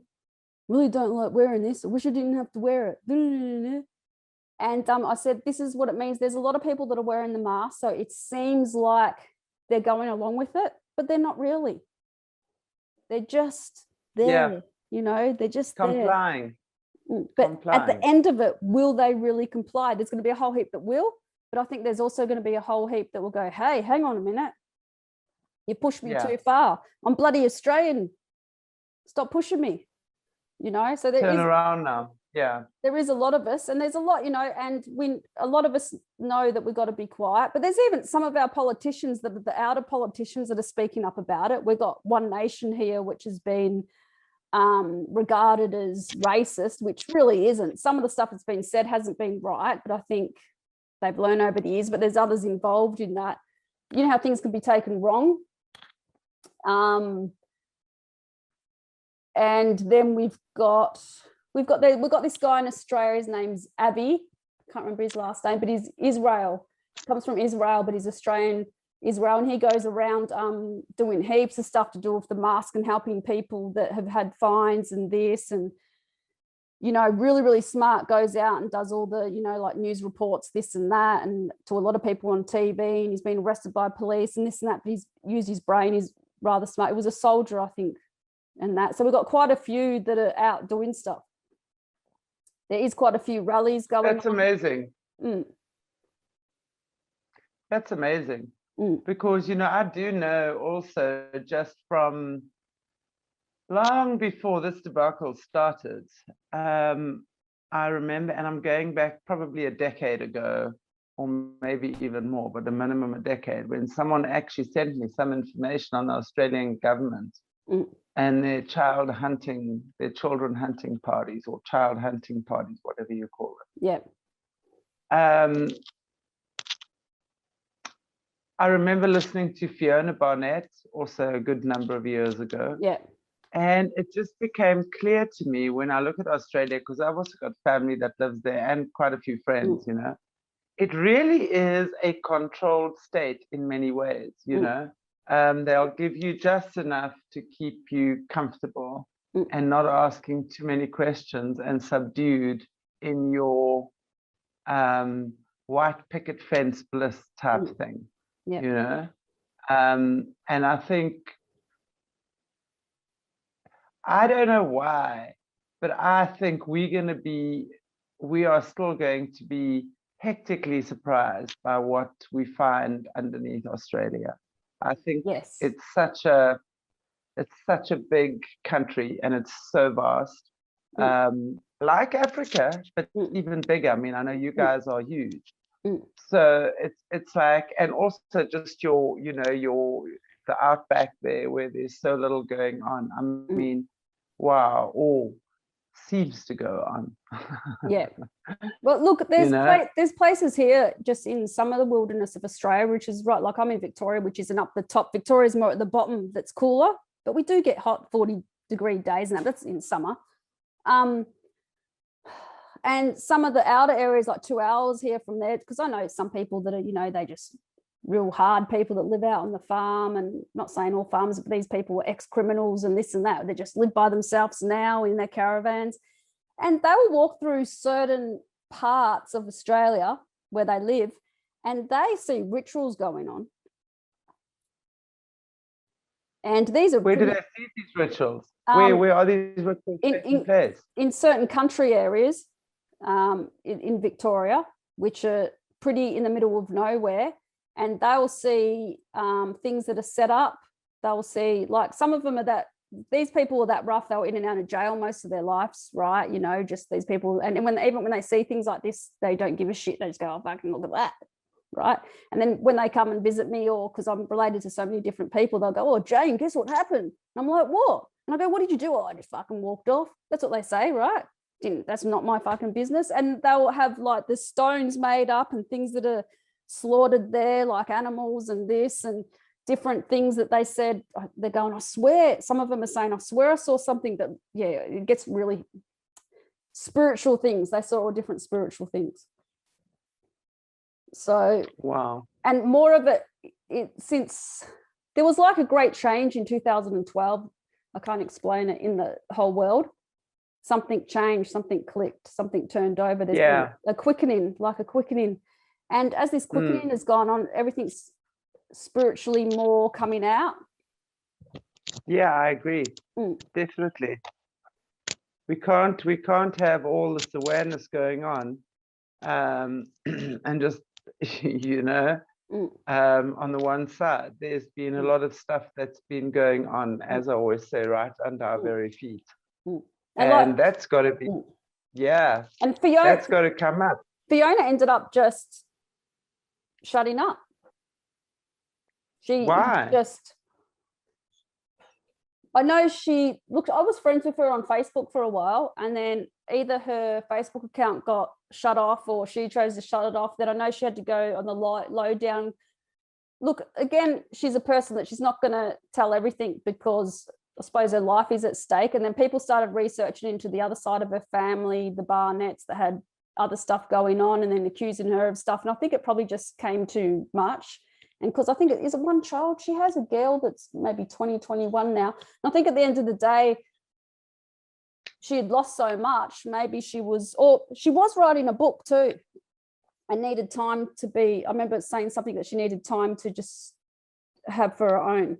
And there was a lot of verbal fights going on because she had done so much in society. There was people that were believing her. There was people that weren't. And there was, you know, certain accusations she was making that some people didn't agree with. Even though they agreed with some things about what she said, there was other things they didn't agree with the more you went into the storyline. So it was very hard with her, because I know she was living in, I won't say exactly where she lives, but yeah, I won't even say that. But yeah, because I mean, she had, she didn't even get to get her psychology degree, and she was a HD student. That's how smart she is. She was like, psychology is bloody hard. I did a bachelor's of psychology, and I went, no, I'm going to steer over to counselling, because it was just, I didn't want to go there anyway. And she did it all at Bond University, I think Bond University. Wow. And they stopped her from getting her last, it was her last subject to pass, and all the others you see HD, right? And then the last one, they wouldn't give it to her, so they marked it down as a fail. They withheld it. No way. Yeah. And then a lot of the, well, I'll say a few of the teachers that worked in there and that were involved in all this stuff we're talking about, because then that all links to Nicole Kidman's father, because he was in charge of a lot of the psychology stuff in Australia at one stage and stuff. Well, I'd actually like to hear about Nicole Kidman's father, because she's a well-known Australian, and I've heard rumblings about him, but I've personally, I don't know too much about what he's gotten up to. So what can you tell us about old man Kidman? Well, he's passed now, which I think, I think he went over to another, I can't remember if it was France or Paris or somewhere, and apparently ended up dying there. But what wasn't told to the normal population was a couple of weeks before he went there, there was actually a court case or something put in to accuse him of him being a child molester. And then from quite a few stories in Australia of people that were around him and a couple of the others, they were having parties and having a lot of young kids at the parties and in the pool and doing all different things, which went on for a long time. And Nicole Kidman would actually be there as a young girl. And she... How young are we talking? Maybe 10, 11. So and it was like she was brought up in it. Well, of course, Nicole Kidman was brought up in it. It's as simple as that. And everyone so much loves Nicole Kidman in Australia. Well, a lot of them that are like, oh no, you can't say anything bad about her, she's Australian. And it's like, and then a lot of people that know about it pick on her. But then what I go back to is, okay, wait, hang on a minute. She was brought up in this. She had no choice. And a lot of the things she was involved in, which was even around certain rituals that were done, I think it was in, one of them was in like I think a church hall, and she was sitting at the front of, you know, how they have the congregation, and she was sitting at the front. Can't remember if this was Fiona's story. And all these kids had to go up on the stage, and then this man come out and sliced all their heads off.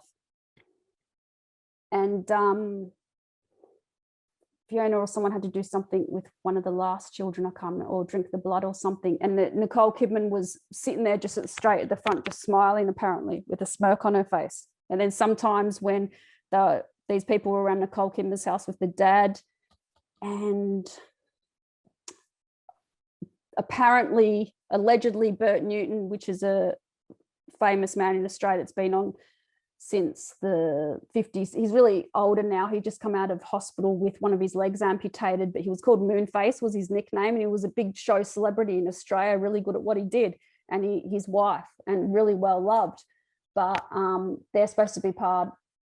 His wife's never mentioned, but he is. So at some of these children's parties, he was mentioned. Quite a few of our politicians, I think Dutton, one of our politicians. And so some of it was just horrific, just some of the stories of just, making them have sex in the pools or put their private parts in the girls' mouths until the girls blocked out, and then just pushing them under the water until they're nearly drowning, and just using them as whatever they wanted to from a young age. And then Nicole would be there and she would see all this. So I don't know what was going on to her, with her, behind closed doors, but it was like she was being trained. And then all you need to do is look at Nicole and you can see that's a mind-controlled slave. Easy. She's a bloody witch. Simple as that.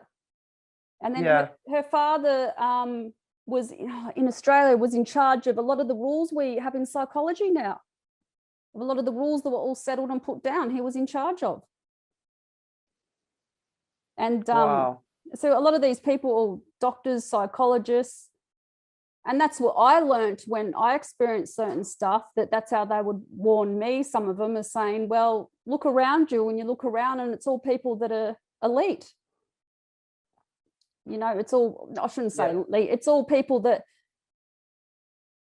they all got to go to the best universities and have all this really great stuff that you never got. So first of all, you look up to people thinking, oh, look at their nice cars, or look at this and that. And then you see that poison underneath that there's no real emotion. Well, exactly. Well, I think we know that the Hollywood set, music, movies, everything Hollywood, as well as the political world, and really the top business world, that's all run by the Luciferian cult. Well, even in some of our music, There's some of the rituals that they do, and when they're doing certain things to children, and they're taping the sounds when they're doing it to the children, and they put it in the layers of the music, of some of the music, so the sound system, and within some of this music. Oh my God. Yeah, so it's getting in there, because the way I'm conscious and everything is, it's still getting in there, and and to a certain degree, yeah, it's how you get some of the different witchcraft and very dark witchcraft, which uses the beats to the human mind. It uses the beats and the movement and all this and that to get the spirits in, right? This is the same type of concept with putting the dying children's screams within the music, and worse than screaming, but I just don't want to explain it too much. And they put it in layers, in different layers, and they can separate the layers of screams and dying and put it within the sounds of the music. So it is really in depth. And we're listening to some of this music, And so we're dancing to this stuff. Just imagine we're dancing to this stuff and we're not realizing, not all of us, but that this is in there. So it's like a ritual. We're listening to this and it's like a ritual, and there's a beat going on, and there's these kids that they've created this music off death, off blood, off a ritual. They've created this music off a ritual. So we really need to be so aware of these things as well, just by mere fact that, I mean, they're putting crushed up kids into our food. They are now. Yeah, won't have Pepsi at all. No one have Pepsi. Yeah, and Pepsi is one of those brands. That Pepsi, Doritos is another one. Doritos. Because I think we had a list. One of the businesses is Sinotex. It's Sinotex that is one of them. Yeah. Yes. So I don't know, it's Doritos, Pepsi. It was quite some of them. Nestle, yes. Nestle, Cadbury's. These are just the ones that I know from South Africa. And I know there was a whole lot more brands that we don't get here. Yeah. But a lot of that stuff, we've just got to be so careful. Yeah. And really, the way to shift that is really, we just got to pray over our food as well. Yes. And I forgot I was brought up like that. And then it wasn't till a while ago, I was like, because as a kid, we'd get annoyed by having to pray every time we had dinner. We're like, damn. And I'm like, that is smart. You're supposed to bless your food and this and that. And there's a protection, which is the same as when, the blood that they put around in the Old Testament, the blood they put around the houses when the firstborn were going to be killed, when Moses was trying to get the Jews out of wherever it was. My brain is too tired. So that's the significance of that. And then Jesus later had to die and shed his blood, because it was his blood that that sacrificed. He was the lamb to sacrifice for everyone. So covering everything in the blood, not just the oil. So you do the oil, and you also can cover everything in the blood of Jesus, which is a protection too, because he died for our sins. So there is so much protection in putting on the whole armor of God, which can be looked up.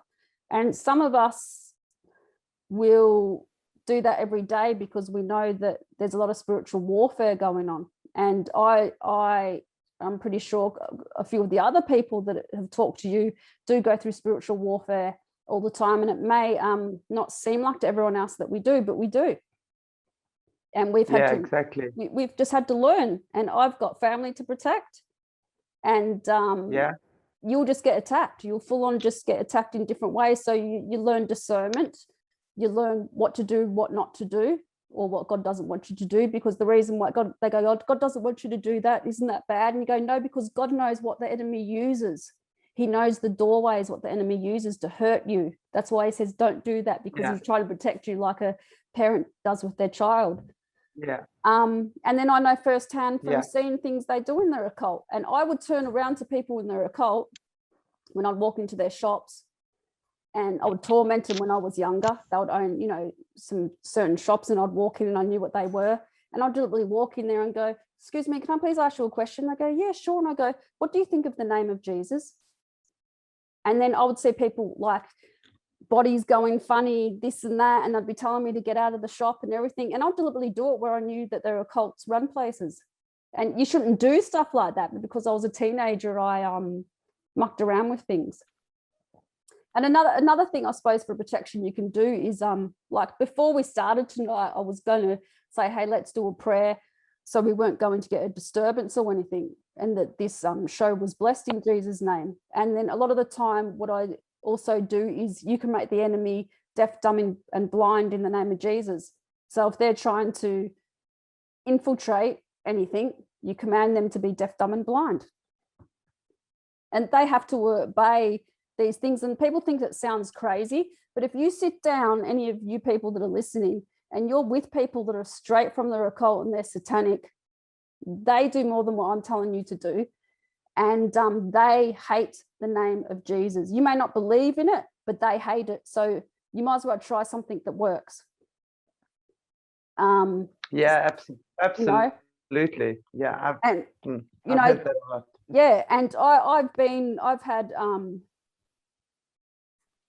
demons and witches and warlocks and everything around me, and a lot of the time they haven't been able to touch me because I was covered by Jesus's blood.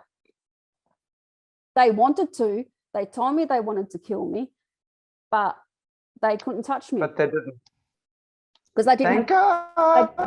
They didn't have permission, because there's courts of heaven. There's courts in heaven. Yeah, exactly. So, Jenny, very, very interesting. Very very interesting. interesting. But yes, I think we shall call it a day for today. Geez, it's So I want to 9:47. say thank you. That's all right. No, time flies when you're having fun, right? Oh, it does. Yeah. Cool. Yeah. Yep. Well, it's been so amazing talking to you and just starting to shed some light on Australia.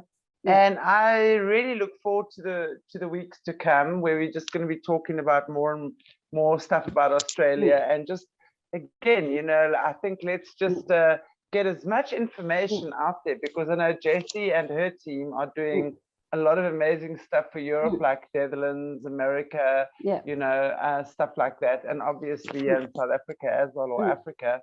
So let's just pay it forward, and we do the same for Australia and New Zealand. So if there's any of the viewers out there who have information or stories or overcoming or whatever around, let's say, Australia and New Zealand, please contact me. And then, you know, it would be great to get some intel and information from you, and we can just, share and share alike. Awesome. Thank you, Janie. That's all right. Send you much love. Mwah. Take good care of yourself. Bye-bye, everybody. Next week. Bye, Chantal. Bye, honey. Lots of love. Okay, guys and girls, thank you so much for watching another episode of Aquarius Rising Africa, and with a gorgeous Jane Forsyth from Australia. If you haven't given us a like, a share, and subscribe yet, please do. And press the notification bell as well, so you can get notified when we're posting our videos or our recordings. Video sounds very 80s, doesn't it? Come from the 80s. I'm an 80s teenager. Anyway, so find us on Facebook, BitChute, and Twitter, as well as Telegram. Send you much love. Take good care of yourselves. Mwah. God bless you all.